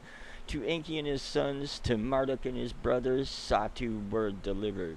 The sole heir and Marduk's successor am I. Of the land of the two narrows I will be the master. And this is also, the story of Zeus is very similar in the Greek mythology, the Greek histories, although the Greeks got a little crazy with it. It is still, this story is definitely there. So you have it in, you also have similar stories in, of course, your Vedic histories as well. Before the Anunnaki's council, Asta the claim refuted. With Asar's heir I am with child. Among the river's bulrushes with child she hid. The wrath of Satu she was avoiding. Horon she called the boy. To be his father's avenger she raised him. Satu by this was disconcerted. Shamgaz from ambitions did not retreat. From earth year to earth year the Igigi and their offspring from the landing place spread. Unto the borders of Tilman, Ninharsag's sacred region, closer they moved. To overrun the place of the celestial chariots, the Igigi and their earthlings threatened. In the dark-hued lands, the child Horon, by Earth's quick life cycles, to a hero grew. So that's Horus. By his great-uncle Gibel was Horon adopted. By him was he trained and instructed. For him Gibel winged sandals for soaring fashioned. Hermes, I believe, is it? Or Apollo? It's hard to remember. It's like I study so many histories that you can't really keep it all straight anymore. To fly like a falcon he was able. For him Gibel a divine harpoon made. Its arrows bolts of missiles were. In the highlands of the south did him Gibel the arts of metals and smithing teach. The secret of a metal called iron Gibel to Horon revealed. From it weapons Horon made. From loyal earthlings an army he raised. So that would be the first time that we were made into an army, and they planned to use this in their own disputes. To challenge Satu and the Igigi northward across the land and river they marched. When Horon and his earthlings army the border of Tilman, the land of missiles, reached, Satu to Horon, words of challenge sent. And this of course also brings to mind the battle between Set and Horus. Between us two alone is the conflict. Let us one-on-one in contest meet. In the skies above Tillman, Satu and his whirlwind for combat Horon awaited. When Horon toward him like a falcon skyward soared, a poisoned dart at him Satu shot. Like a scorpion's sting it Horon felled. When Asta this saw, a cry to heaven she sent forth. For Ningishada she cried out. From his celestial boat, Ningishada came down to save the hero, for his mother he came. With magic powers, Ningishada the poison to benevolent blood converted. By morning was Horon healed, from the dead was he returned. Then with a fiery pillar, like a heavenly fish with fins and a fiery tail, Ningishada to Horon provided. Its eyes from blue to red to blue their colors changed. Toward the triumphant Satu, Horon in the fiery pillar soared. Far and wide each other they chased, fierce and deadly was the battle. At first Horon's fiery pillar was hit, then with his harpoon Horon Satu smote. To the ground Satu crashing down came, by Horon in tethers he was bound. When before the council Horon with his captive uncle came, they saw that he was blinded, his testicles squashed. Like a discarded jar he stood. Let Satu, blind and airless, live, so did Asta say to the council. To end his day as a mortal among the Igigi, the council his fate determined. Triumphant was Horon declared, the throne of his father to inherit. On a metal tablet was the council's decision inscribed. In the hall of records they placed it. In this abode, Marduk with the decision was pleased. By what had happened he was sorrowed. Though Horon, a son of Asar, his son was, from Shamgaz, the Igigi he was descended. A domain, one as among the Anunnaki allotted, to him was not given, so Marduk still didn't have his place. Having lost both sons, in each other Marduk and Sarpanet solace sought. In time to them another son was born, Nabu, prophecy bearer, they named him. Now this is the account of why on the faraway a new chariot's place was built, and the love of Dumuzi and Inanna that Marduk by Dumuzi's death disrupted. Alright, so let's get this going.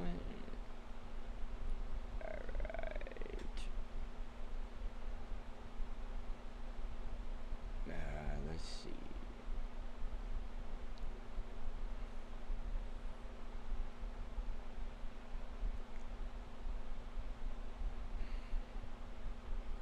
Alright.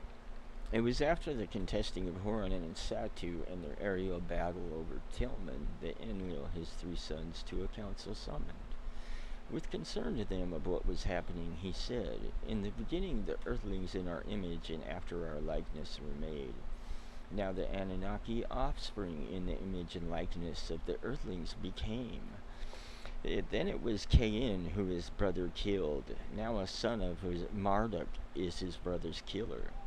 For the first time ever, an Anunnaki offspring from earthlings an army raised. Weapons from a metal of the Anunnaki a secret in their hands he placed. From the days when Alalu and Anzu our legitimacy was challenged.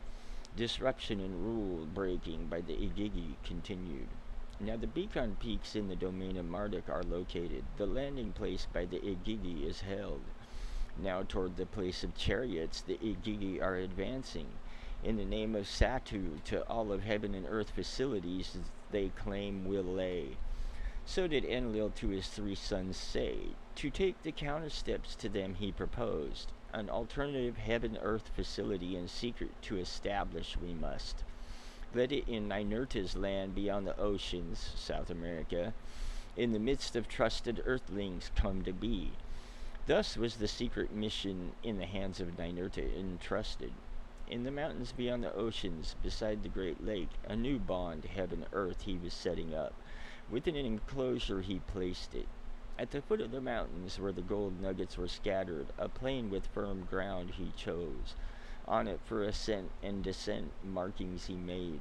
Primitive are the facilities, but the purpose they will serve, so did Ninurta to his father Enlil in good time declare. From there gold shipments to Nibiru can continue. From there in need we too can ascend. At that time what was a blessed event began as a horrible occurrence ended. At that time Dumosi, Enki's youngest son, to Inanna, Nanar's daughter, a liking took. Inanna, Enlil's granddaughter, by the Lord of Herding was captivated. A love that knows no bounds engulfed them, a passion their hearts inflamed. Many of the love songs for a long time thereafter were sung. Inanna and Dumosi were the first to sing them. By song their love they recounted. To Dumosi, his youngest son, Enki, a large domain above the Abzu allotted. Meluha, the black land was its name. Highland trees there grew, its waters abundant were. Large bulls among its river reeds roamed, greatly numbered were its cattle. Silver from its mountains came, its copper, bright as gold, was a glitter. Greatly beloved was Dumosi by Enki. After the death of Asar, he was favored. Of his youngest brother Marduk was jealous. Inanna by her parents Ninara Ningal was beloved. Enlil by her cradle sat. Beautiful beyond describing she was. In martial arts with Anunnaki heroes she competed. Of journeys in the heavens and of celestial boats from her brother Utu she learned. A sky ship of her own to roam in earth's skies, to her the Anunnaki presented. After the deluge on the landing platform, Dumosi and Inanna, their eyes on each other set. At the dedication of the artificed mounts was between them a warm encounter. Hesitant at first they were, he of Enki's clan, she of Enlil and offspring. So you got your original Romeo and Juliet, right? When in Harsag for peace the disputing clans together brought, Inanna and Dumosi away from the others to be together they managed, so they snuck off. Love to each other they professed. As they went strolling together, sweet words of alluring love to each other they said. Side by side they lay down, one heart with the other heart chatted. Next week when we go into the Ramashad, this will kind of make sense, because it is, more or less, they get their marriage approved, but basically Geshtinana seduced him to have an heir because she was his sister, and by sleeping with her and impregnating her, that gives them an heir that is in line for inheriting, whereas between Inanna and Dumosi, any child they have would not be in line for inheriting any royalty, any properties or territories. After she seduced him, he had a dream, and it's like basically she convinced him to go out on a run, and he ended up slipping and falling off the top of a cliff and dying. So. But at the same time, Inanna blamed him. So we're going to pick up where they find his body. When the lifeless body of Dumosi from the Great Lakes waters by Ninagal was retrieved, to the abode of Nergal and Ereshkigal in the lower Abzu the body was brought. On a stone slab was the dead body of Dumosi, a son of Enki, placed. When of what happened word to Enki was sent, Enki rent his clothes. On his forehead he put ashes. My son, for Dumosi he lamented. What have I sinned to be so punished? Out loud he asked. When I to earth from Nibiru came, Ea, he whose home is waters, was my name.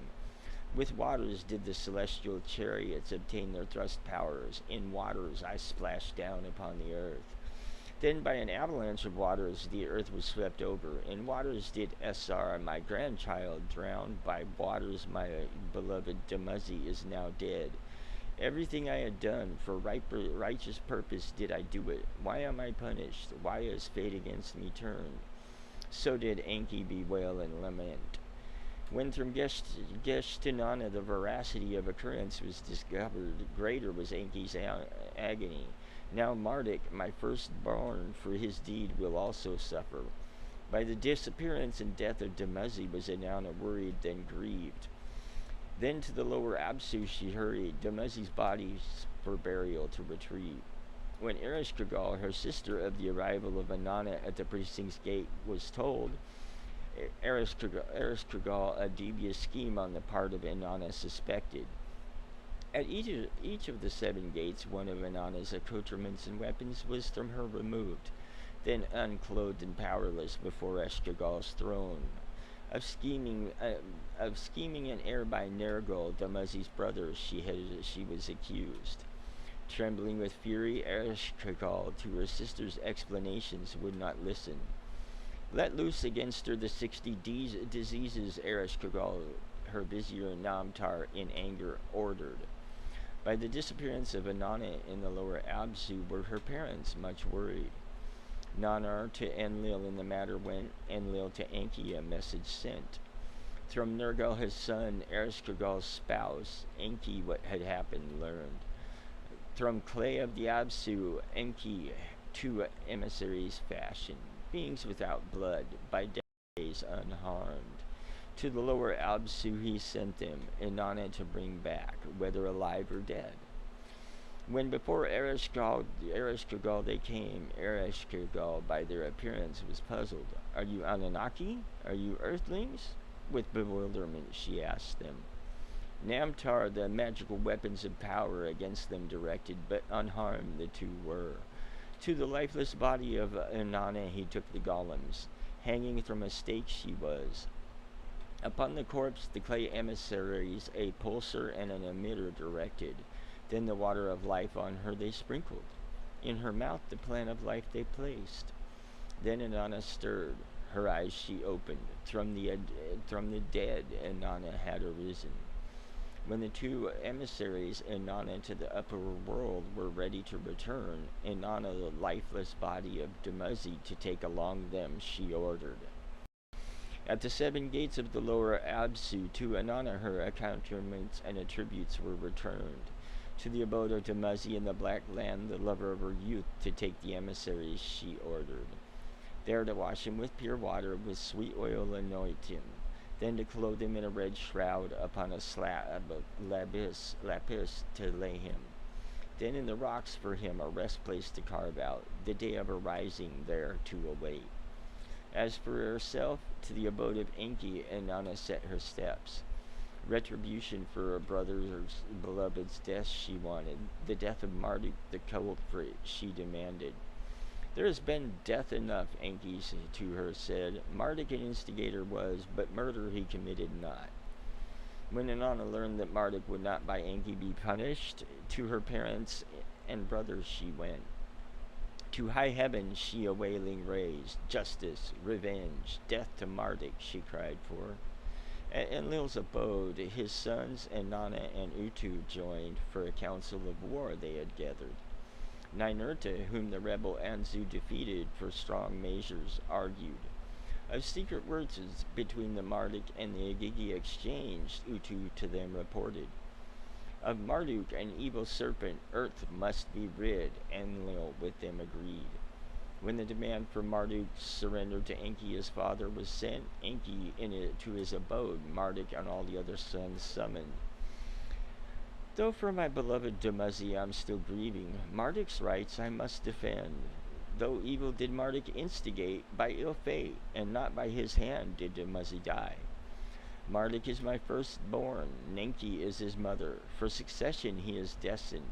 From death by Ninurta's gang, by us all he must be protected, so did Enki say. Only Gibel and Ninangal their father's call heeded. Ningishida was opposed, Nergal was hesitant.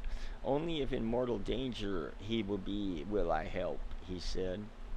It was after that a war of ferocity unknown between the 2 clans erupted. Unlike the contending of Horan and Satu of Earthlings descended, it was a battle between Anunnaki. Niberian born among them on another planet was loosed. By Inanna was the warfare begun. In her skyship to the domains of Enki's sons she crossed over. Marduk to battle she challenged. To the domains of Ninigol and Gibel she him pursued. To assist her, Ninurta from his storm bird withering beams at the enemy's strongholds shot. Ishkur from the skies with scorching lightnings and smashing thunders attacked. In the Abzu from the river's fish he washed away, cattle in the fields he dispersed. To the north, the place of the artificial mounts, Marduk then retreated. Pursuing Ninurta on the inhabitations, poison-bearing missiles rained. His weapon that tears apart the people in those lands robbed of their senses. The canals that the river's waters bore, red from blood became. Ishkur's brilliances the night's darknesses into flaming days converted. As the devastating battles northward advanced, Marduk in the Eker himself ensconced. Gibel for it an unseen shield devised, Nergal to heaven its all-seeing eye raised. With a weapon of brilliance, by a horn directed, Inanna the hiding place attacked. Horon to defend his grandfather came. By her brilliance was his right eye damaged. While Utu, the Agigi, and their horde of earthlings beyond Tilman held off, at the foot of the artificial mounts, Anunnaki, this and that clan supporting, in battle clashed. Let Marduk surrender, let the bloodshed end, so did Enlil to Enki words convey. Let brother talk to brother, to Enki Ninharsag a message sent. In his hideout within the Eker, Marduk his pursuers to defy continued. Within the house which like a mountain is, his final stand he made. Inanna the massive stone structure could not surmount, its smooth sides her weapons deflected. Then Ninurta of the secret entrance learned, the swivel stone on the north side he found. Through a dark corridor Ninurta passed, the grand gallery he reached. Its vault, by the many-hued emissions of the crystals, like a rainbow was a-glitter. Inside, by the intrusion alerted, Marduk with ready weapons Ninurta awaited. With weapons responding, smashing the wonder crystals, Ninurta up the gallery kept going. Into the upper chamber, the place of the great pulsing stone, Marduk retreated. King's chamber. At its entrance, Marduk the sliding stone locks lowered. From one and all admission they barred. Into the Eker Inanna and Ishkur Ninurta followed. What next to do they contemplated.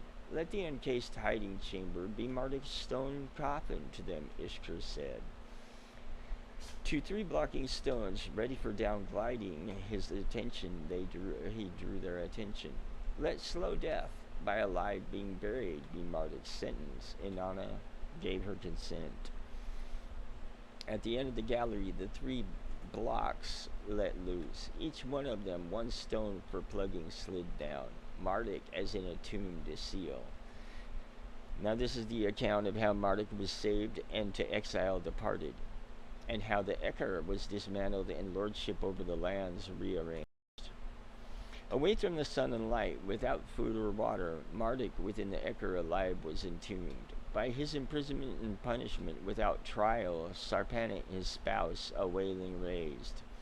To Enki her father-in-law she hurried, with the young son Nabu to him she came. To be among the living Marduk must be returned, to Enki Sarpanit said. He sent her to Utu and Nanar, who with Inanna can intercede. Wearing a garment of atonement, to the Lord Marduk give life, she pleaded. Let him humbly life continue, rulership he will lay aside.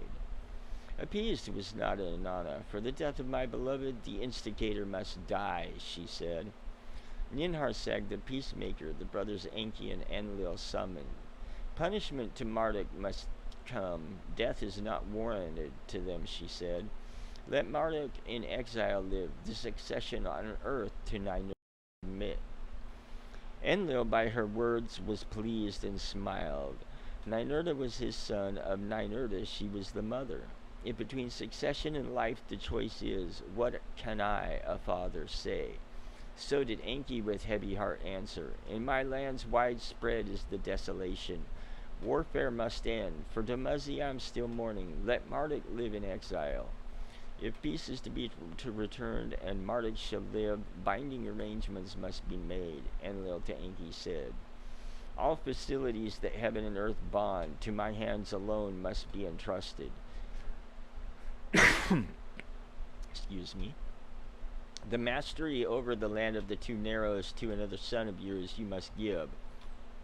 The Agigi whom Marduk follow, the landing place must give up and abandon.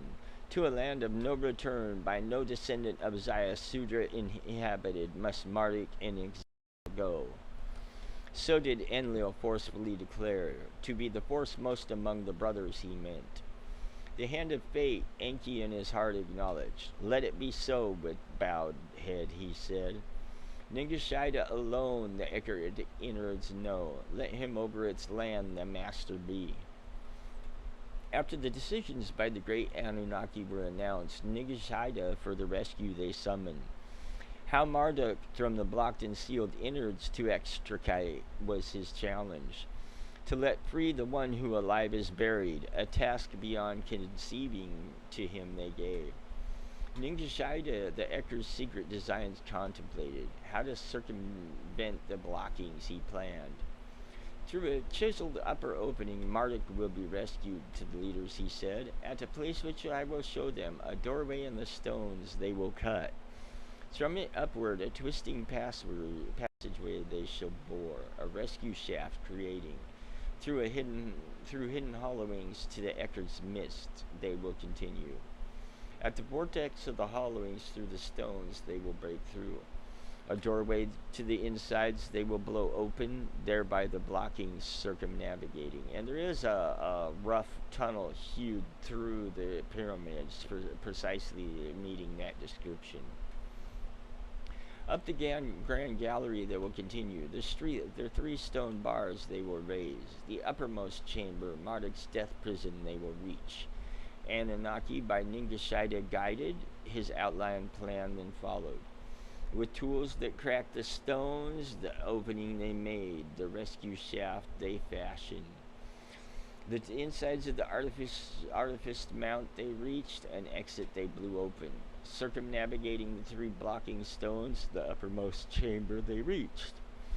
On a small platform, the portcullises they raised. Marduk fainted, they rescued. Carefully through the twisting shaft, the Lord lowered. To fresh air they him brought. Outside, Sarpana and Nabu's spouse and father were awaiting. A joyful reunion it was. When to Marduk his father Enki the terms of release conveyed, Marduk was enraged. I would rather die than my birthright forfeit, he shouted. Sarpana into his arms Nabu thrust. We are part of your future, she softly said. Marduk was angered but humbled. To fate I yield, he said inaudibly. With Sarpana and Nabu to a land of no return he departed. To a place where horned beasts are hunted with wife and son he went, which that would be North America. After Marduk had departed, Ninurta the Ekard through the shaft re-entered. Through a horizontal corridor to the Ekard's vulva he went. In its east wall, in a niche artfully fashioned, the destiny stone a red radiance was emitting. Its power to kill me grabs, with a killing tracking me seizes, Ninurta inside the chamber cried. Take it away. To obliteration, destroy it, to his lieutenants, Ninurta shouted.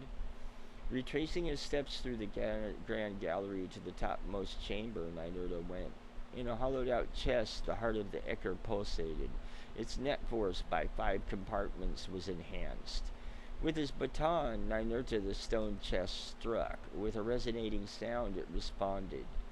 And by a net force, they mean gravitational pull. Its gugstone that directions determined, Ninurta ordered to be taken out to a place of his choice to be carried. Coming down the grand gallery, Ninurta the 27 pairs of Nibiru crystals examined. Many in his fight with Marduk were damaged. Some, the struggle intact, survived. To remove the whole ones from their grooves, Ninurta ordered. The others with his beam he pulverized. Outside the house which like a mountain is, Ninurta in his black bird soared. To the apex stone his attention he turned, his enemy's epitome it represented. With his weapons he shook it loose, to the ground in pieces it toppled. So there went the top of the pyramid.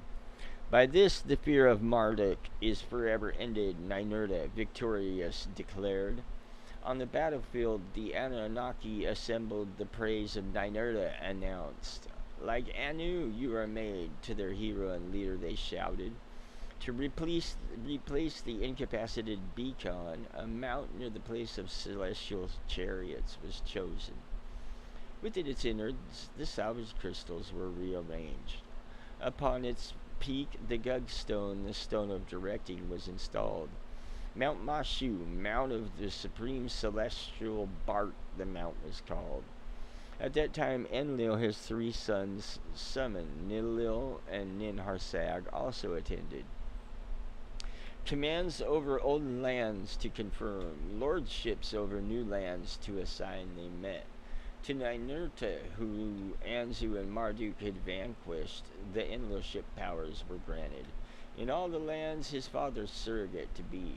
Of the landing place in the Cedar Mountains, lordship was given to Ishkur. To his domain northward thereof was the landing place joined. The lands south and east thereof, where the Igigi and their offspring had spread, to Nanar as an everlasting endowment were giving, by his descendants and followers to keep and to hold. The peninsula wherein the place of chariots was, in Nanar's hands, was included.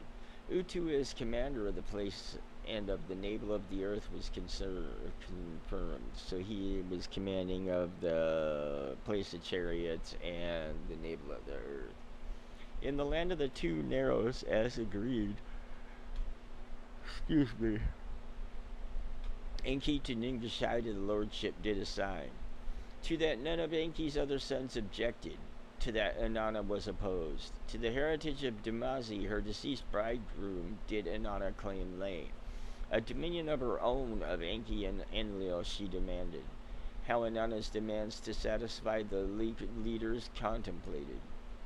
About the lands and the peoples the great Anunnaki who the fates decreed counsel took. Regarding the earth and its resettled words with Anu they exchanged. From the time of the deluge, the great calamity, almost 2 shars had passed. The earthlings had proliferated through mountain lands to dried lowlands they went. Of civilized mankind, by Zaya Sudra there were descendants. With Anunnaki seed they were intermixed. Offspring of Igigi who intermarried roamed about in the distant lands of Cain's kinfolk survived. Few and lofty were the Anunnaki who from Nibiru had come, few were their perfect descendants. How settlements for themselves and for and earthlings to establish the great Anunnaki considered. However, how over mankind lofty to remain, how to make the many the few obey and serve. So basically, at this point, they're worried because we outnumber them, and they kind of included us in our wars. And it's implied here, if you read between the lines, that human beings at this point had done something that made it so the Anunnaki considered them a threat, basically. About all that, about the future, the leaders with Anu words exchanged. To come to Earth one more time, Anu decided. With Antu his spouse, he wished to come. And that was, it's estimated about roughly 4000 BC. To come to Earth one more time, Anu decided. With Antu his spouse, he wished to come. While his arrival they awaited, the Anunnaki abodes in the Eden to re-establish began. From the mountains, the lands where descendants of Shem dwelt, to the olden land, the black-headed people migrated, that's the Sumerians. Upon the newly dried soil, the Anunnaki let them settle, food for all to provide. So basically the Sumerians, and of course you heard the story by the Tellinger on one of my episodes talking about all them 10 million ruins of a food producing plant down there in South Africa, in mid Africa, which is of course the Absu. where Eridu, Enki's first city before the deluge, had stood. On top of the myriads of mud and silt, a new Eridu was marked out. In its center, upon a raised platform, an abode for Enki and Ninki was built. House of Tile, Lord whose return is triumphant, it was called. With gold and silver and precious metals by Enki's sons provided, it was adorned. Above, in a circle skyward pointing, the 12 constellations by their signs were marked out. Below, as in the Abzu, waters with swimming fishes flowed. In a sanctuary, a place that no uninvited can enter, Enki, the ME formulas kept. That was basically, the MEs held all their information on it. It was basically the secrets of civilization, long life, and all that. For Enlil and Ninlil, a next Nibiru Kai atop the mud and silt was established. Amid its people's dwellings and cattle folds and stalls, a sacred precinct was walled off. So this is when they went from being like the Anunnaki to making themselves these precincts, these sacred precincts. So that's where our sanctuaries or our temples began, and they started to set themselves up as gods, basically. So an abode for Enlil and Ninlil therein was built. In 7 stages it rose. A stairway rising as to heaven to the topmost platform led. So Ziggurat, his tablets of destinies did Enlil there keep. With his weapons it was protected.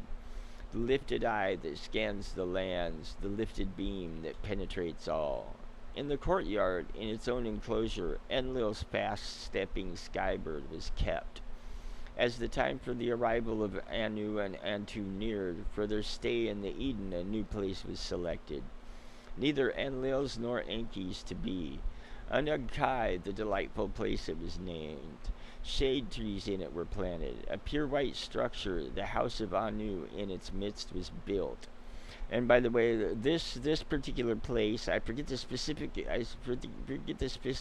megalithic structure it is, but it's in South America, and this place has been found. Of course, it was stripped of all its gold and stuff, but that's another story. Its exterior in 7 stages rose. Its interior is like a king's quarter was. When the celestial chariot of Anu at Earth arrived, Anunnaki sky ships toward it soared. For a safe landing at the place of chariots and tillmen, it was guided. Utu, the place's commander, his great-grandparents to planet Earth welcomed.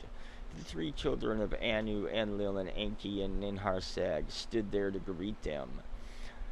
They embraced and kissed, they laughed and cried.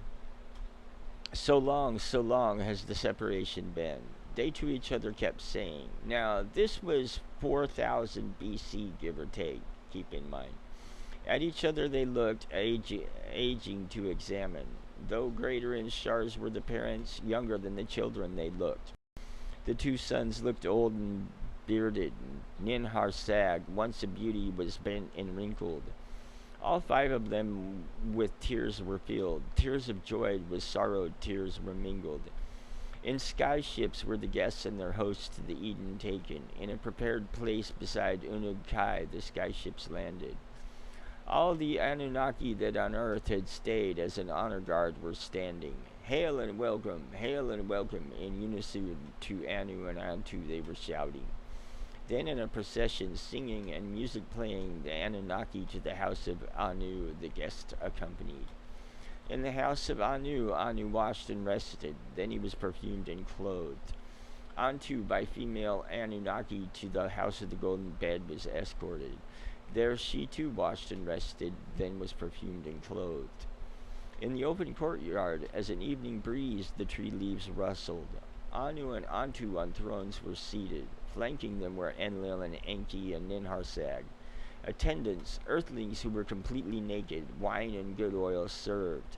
Others in the corner of the courtyard, a bull and a ram, gifts of Enlil and Enki on a fire were roasting. A great banquet was for Anu and Antu prepared. For the sign in the heavens its start was awaiting.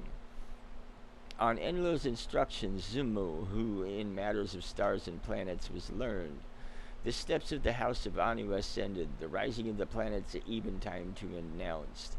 On the first step, Kishar and the eastern stars appeared. Lahumu, or the second step, was seen. Mumu on the third step was announced. Anshar on the fourth step rose. Lamu on the fifth step was seen. The moon from the sixth step announced.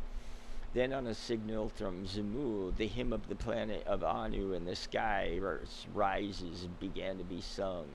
For from the topmost step, the seventh, the red-haloed Nibiru into view came. To music the Anunnaki clapped and danced and partied. They danced and sang. To the one who grows bright, the heavenly planet of Lord Anu, they sang. On the signal, a bonfire was lit. Seen from place to place where the bonfires started. Before the night was over, the whole land of Eden was with bonfires lit. Of what on earth had transpired, their accounts he heard. Of the peace and the warfare he learned. Of how the earthlings, by the oath of Enlil to be wiped off, had again proliferated, Anu heard. Of the gold discovery in the land beyond the oceans, and the chariots placed there, Enlil to him revealed. It was then that of the dream and the tablet from Galzu Enki to his father told. By that was Anu greatly puzzled. A secret emissary by that name to earth by me was never sent. So did Anu to the three leaders say. So there's this mysterious third party involved here that, seems to be basically from the creator. Puzzled were Enki and Enlil, baffled they at each other looked. On account of Galzu, Zayasudra and the seed of life were saved, Enki said. On account of Galzu on earth we remained, Enlil to his father said. The day to Nibiru you return, you shall die. So did Galzu to us say.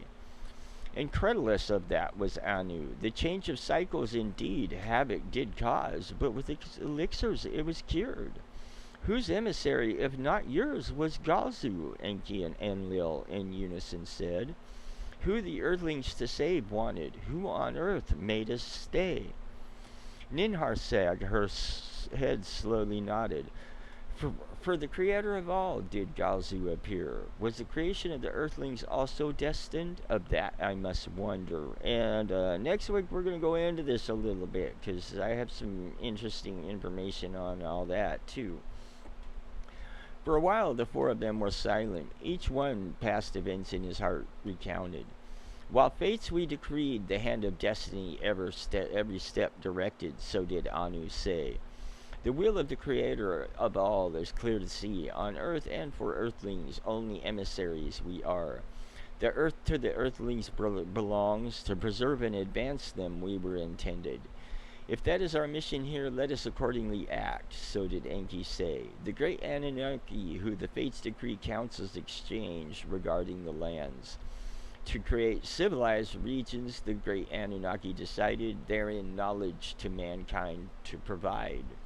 Cities of men to establish, therein sacred precincts, abodes for the Anunnaki create. Kingship as in Nibiru on earth to establish, crown and scepter to a chosen man give. So there you go, this begins the priest kings.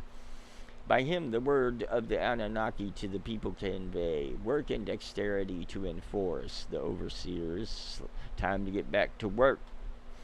In the sacred precincts a priesthood to establish, the Anunnaki as lofty lords they will serve and worship. Secret knowledge to be taught, civilization to mankind to convey. To create 4 regions, 3 for mankind, 1 restricted, the Anunnaki resolved. The first region in the old Eden land to establish, for Enlil and his sons to dominate. The second region in the land of the two Nereos thereafter to follow, for Enki and his sons to lord.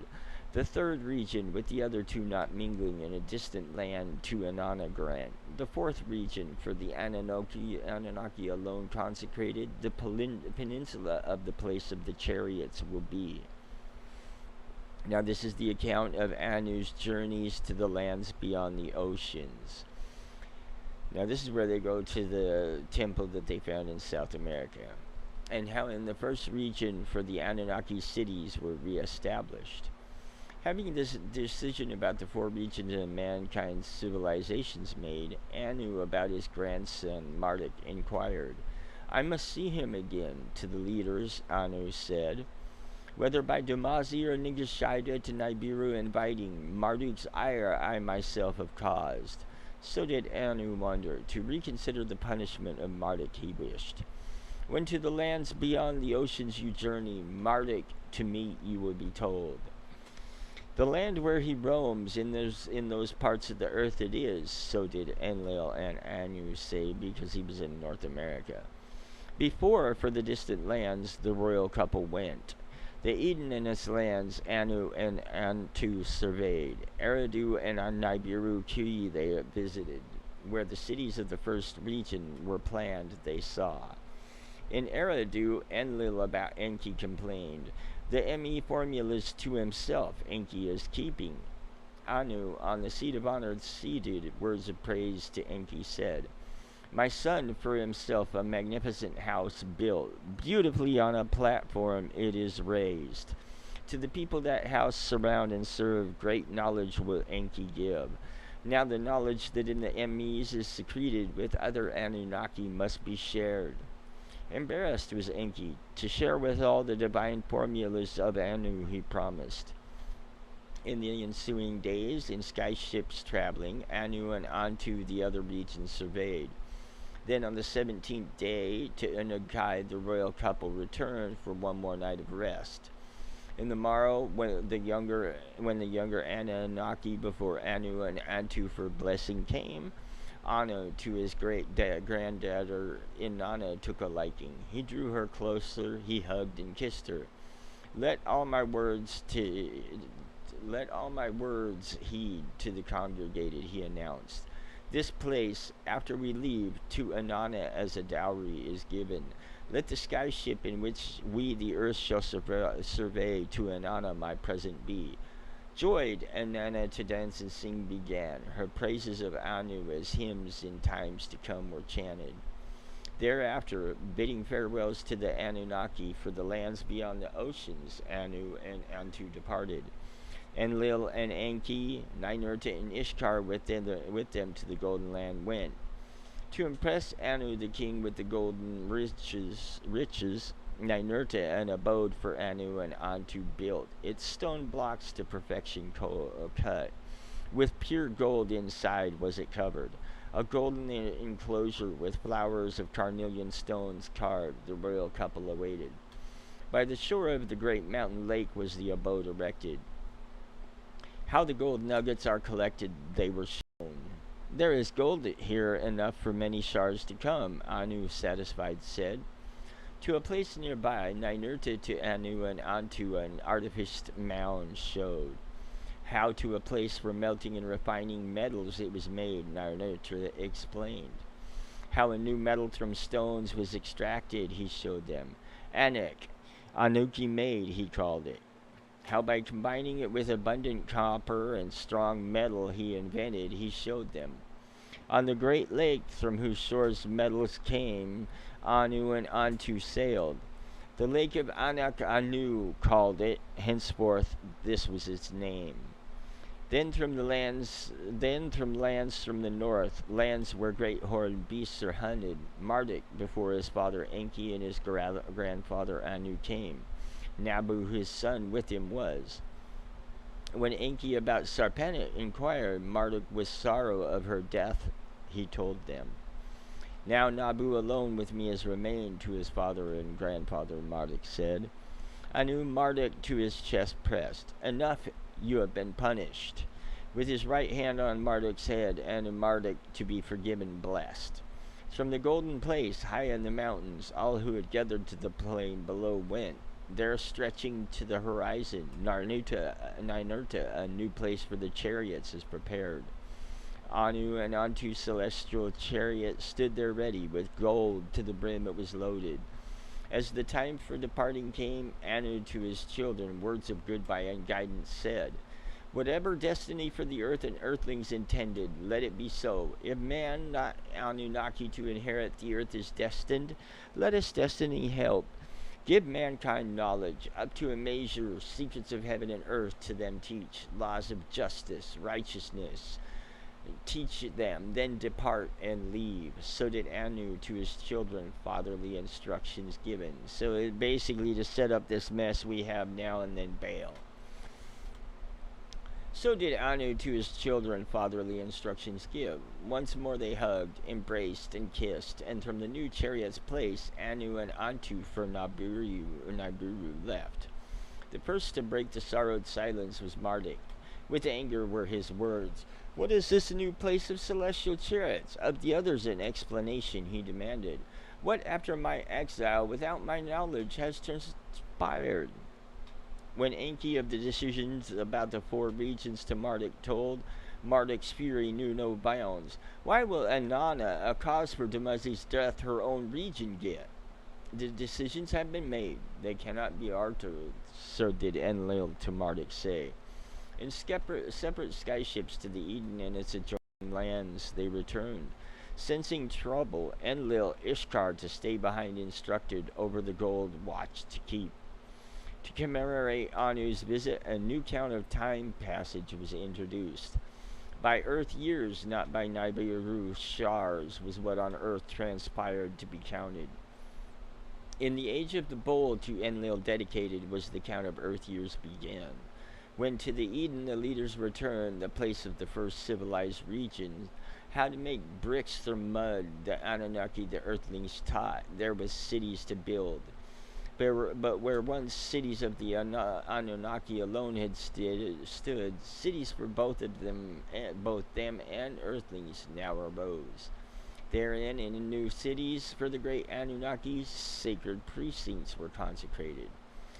Therein, the Anunnaki with lofty abodes were provided, temples by mankind they were called. Therein, the Anunnaki as lofty lords were served and worshipped. By number ranks they were honored, the heirship to mankind made known. Anu, the heavenly, the rank of 60 held. To Enlil, the 50 rank was given. On Ninurta, his foremost son, did Enlil the same rank bestow. Next in succession was the Lord Enki, the rank of 40 he held. To Nanara, the son of Enlil and Ninlil, the rank of 30 was assigned. To his son and successor, Utu, the rank of 20 was allotted. 10 as a number ranked to the other Anunnaki leaders' sons was granted. Ranks by the 5s between the female Anunnaki and spouses were shared. When after Eridu and Nibiru Ki and their temple abodes were completed, in Lagash the Gersu precinct for Ninurta was built. This is where his black skybird was kept. In Inu, House of 50 was the temple abode for Ninurta and Bao, his spouse, called. The supreme hunter and the supreme smiter, weapons a gift of Ainu, the Enunu protected. Where Siparu, before the deluge had been, on top of the mud soil Utu, a new Sipar was established. In the Ibabar, the shining house, an abode for Utu and his spouse Aya was raised. From there, Utu for mankind, laws and justice promulgated. Where, because of silt mud, the olden plans could not be followed, new sites were chosen. Adab, a site from Shurabak, not distance, for Ninharsag as a new center was made. The House of Sakor and Healing Knowledge was their temple abode therein named. The emis of how the earthlings were fashioned, Ninharsag and its holy shrine kept. For Nanara, a city with straight streets, canals, and wharves was provided. Urim was its name. House of the Throne's seed was its temple abode called. The moon's beam to the lands it reflected. Ishgar to the mountainlands in the north returned. The house of 7 storms his abode was called. Inanna in Unagkai resided. In the abode by Anu bequeathed her, there she dwelt. Marduk and Nabu in Eridu dwelt. In the Eden their own abodes they did not have. Now this is the account of the first city of men and the kingship on earth. and how Marduk to build a tower schemed, and wherefore Inanna the Emmy stole. We're gonna stop we're gonna stop at the tower, because after Babel we'll get into the rest of it next week, and we'll discuss the Anunnaki grimoire and the Anunnaki prophecies, which actually were a little off as they were dated to happen in 2022, but you can kind of see that it's the setup for it, so maybe they're just delayed. You never know. In the first region, in the lands of Eden and in the cities with precincts, by their Anunnaki lords, the earthlings' handiworks and crafts were taught. Before long were the fields irrigated, on canal and river boats soon sailed, the sheepfolds and granaries were overflowing, prosperity the land filled. Enki, land of the lofty watchers, the first region was called. Then, to let the black-headed people a city of their own possess, it was decided. Kishi, scepter city it was called. In Kishi did the kingship of man began. So that's down in Sumer. Therein, in consecrated soil, Anu and Enlil, the heavenly bright object, implanted. In it, Ninurta, the first king, appointed, mighty mad was his royal title. To make it a center for civilized mankind, Ninurta to Eridu journeyed. The Emmy tablets that for kingship divine formulas hold from Enki to obtain. Properly attired, with respect, Ninurta Eridu entered. For the Emmy of kingship he asked. Enki, the lord who all the Emmy safeguards, 50 Emmy to Ninurta granted. In Kishi were the black-headed people with numbers to calculate taught. Heavenly Nisaba writing them taught. Heavenly Ninkashi beer-making they showed. In Kishi by Ninurta guided, kiln work and smithing proliferated. Wheeled wagons to male asses harnessed, craftily in Kishi were first fashioned. Laws of justice and rightful behavior in Kishi were promulgated.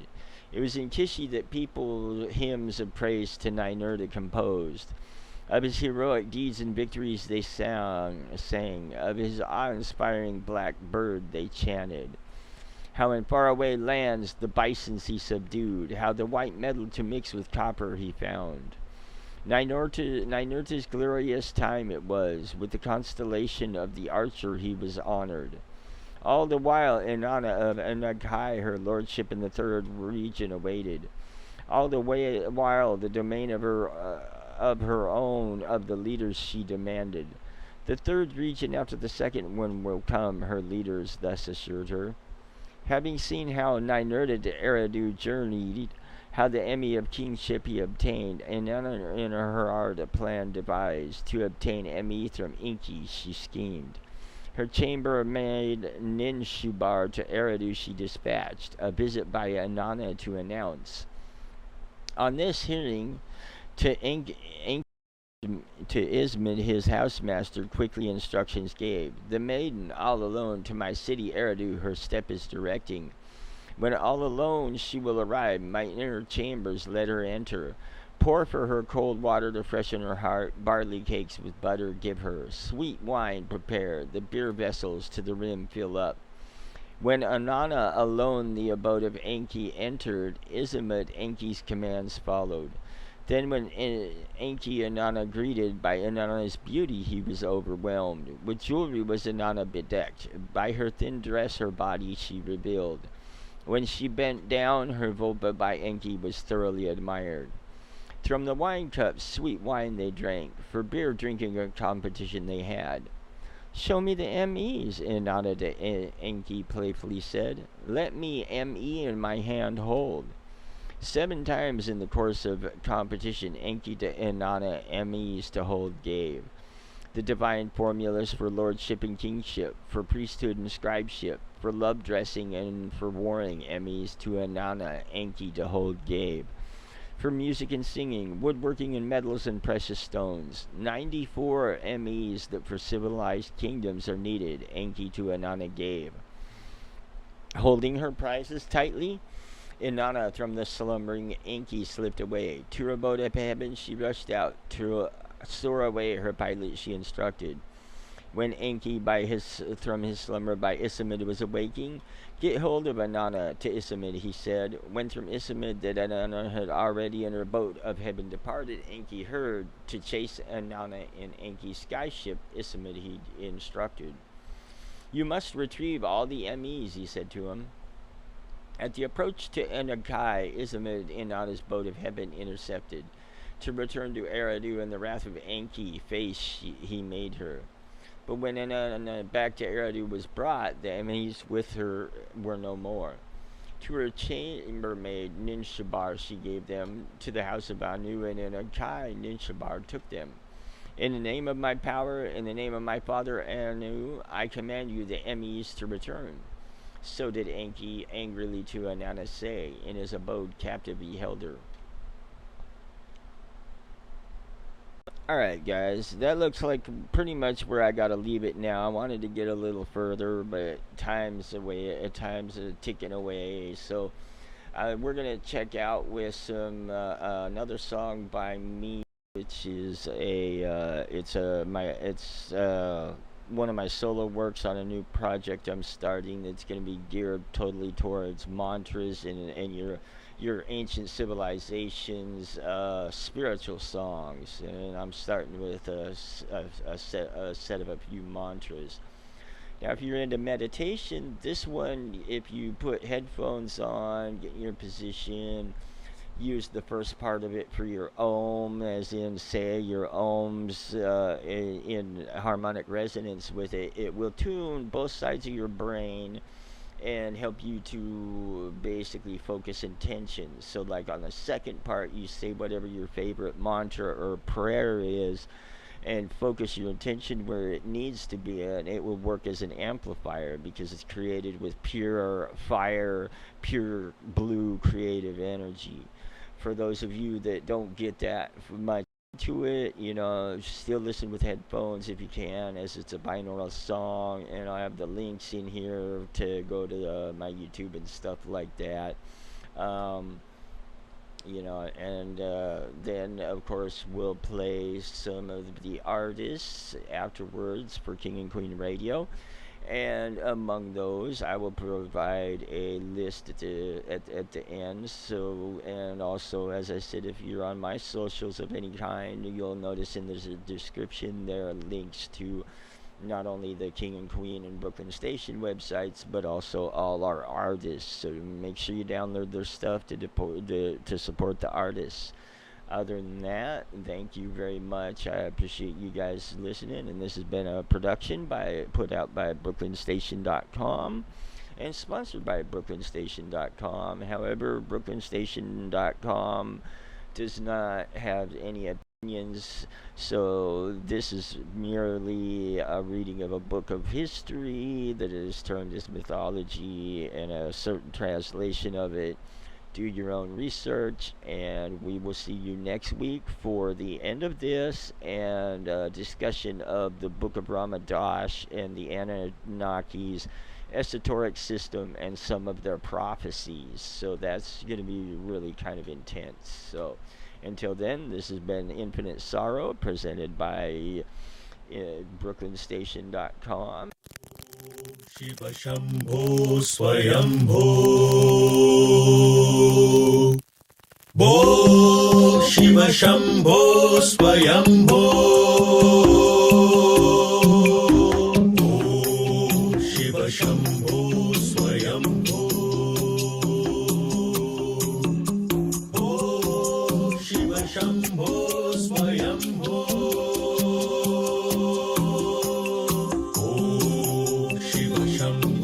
Swayambho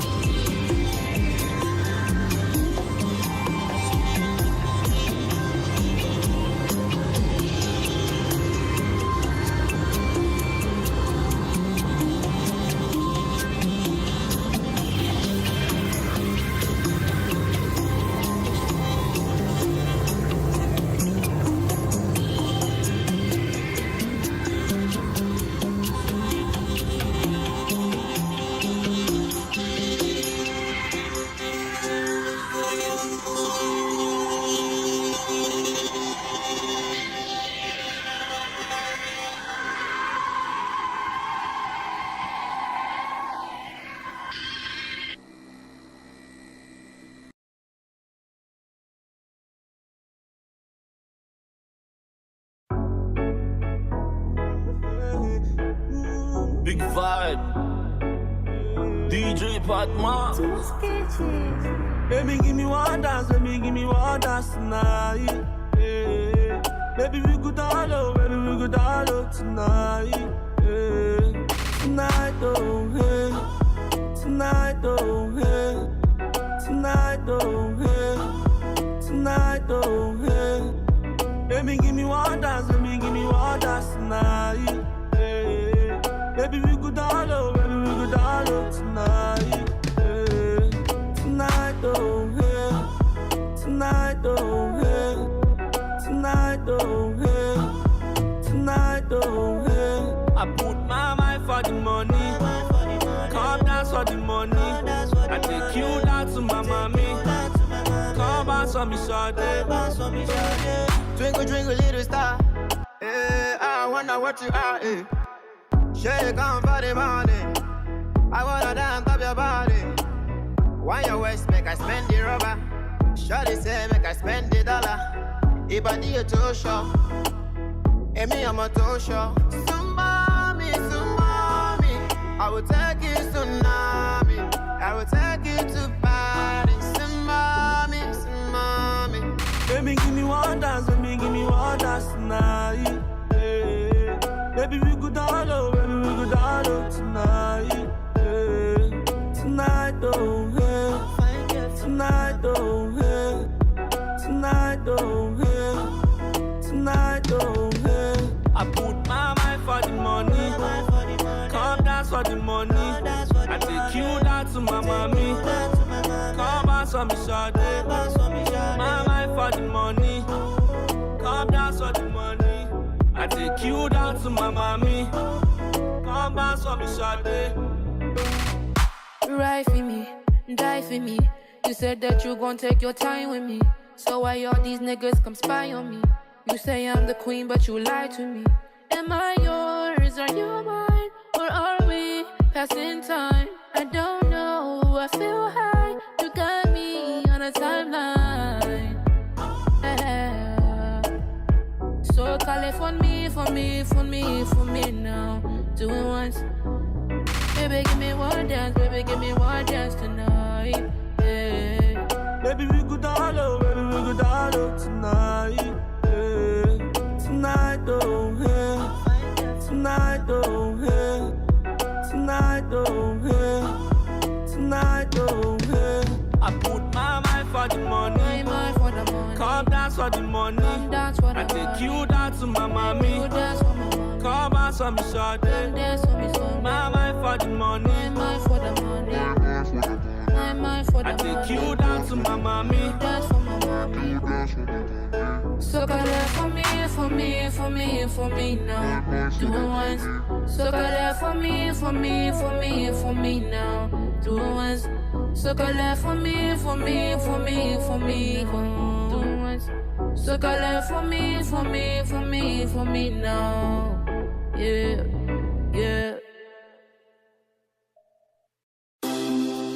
See, whatever is happening between me and you, so you caused it. You did. You caused it. That's no serious.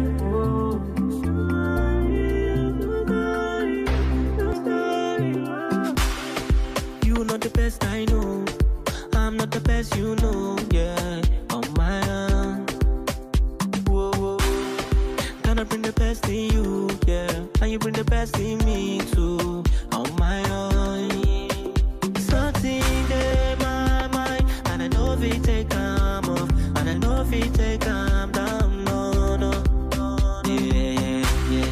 Something in my mind, and I know if it take calm off, and I know if it take calm down. No.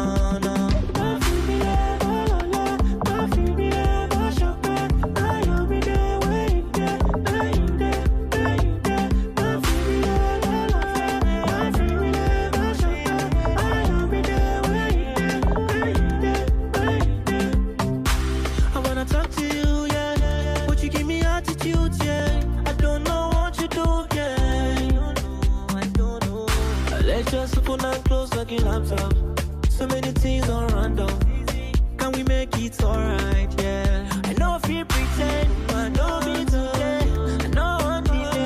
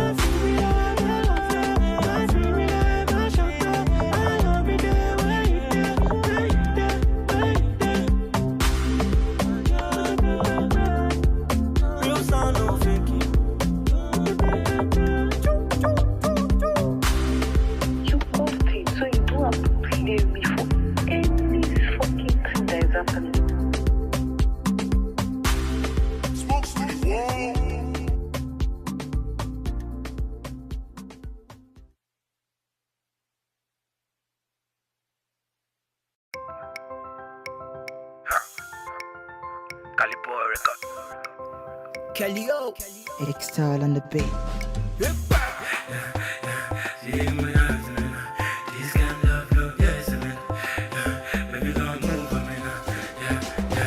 I've been looking for you. I've been searching for you. I've been calling your number. I want to take you to mama. I've been looking for you. I've been searching for you. I've been calling your number. I want to take you. So where you did? Tell me where you did.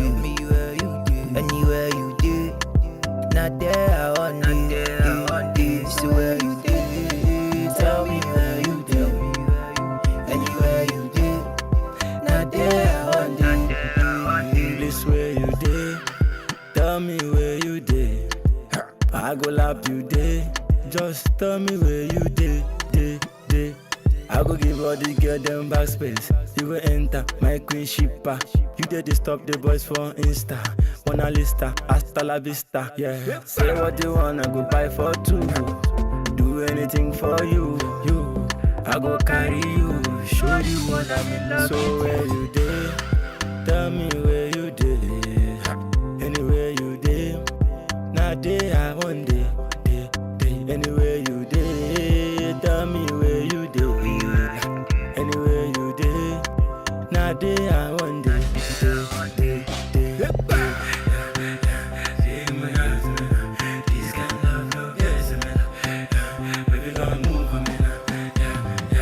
I've been looking for you. I've been searching for you. I've been calling your number. I want to take you to mama. I've been looking for you. I've been searching for you. I've been calling your number. I want to take you. So where you did? Tell me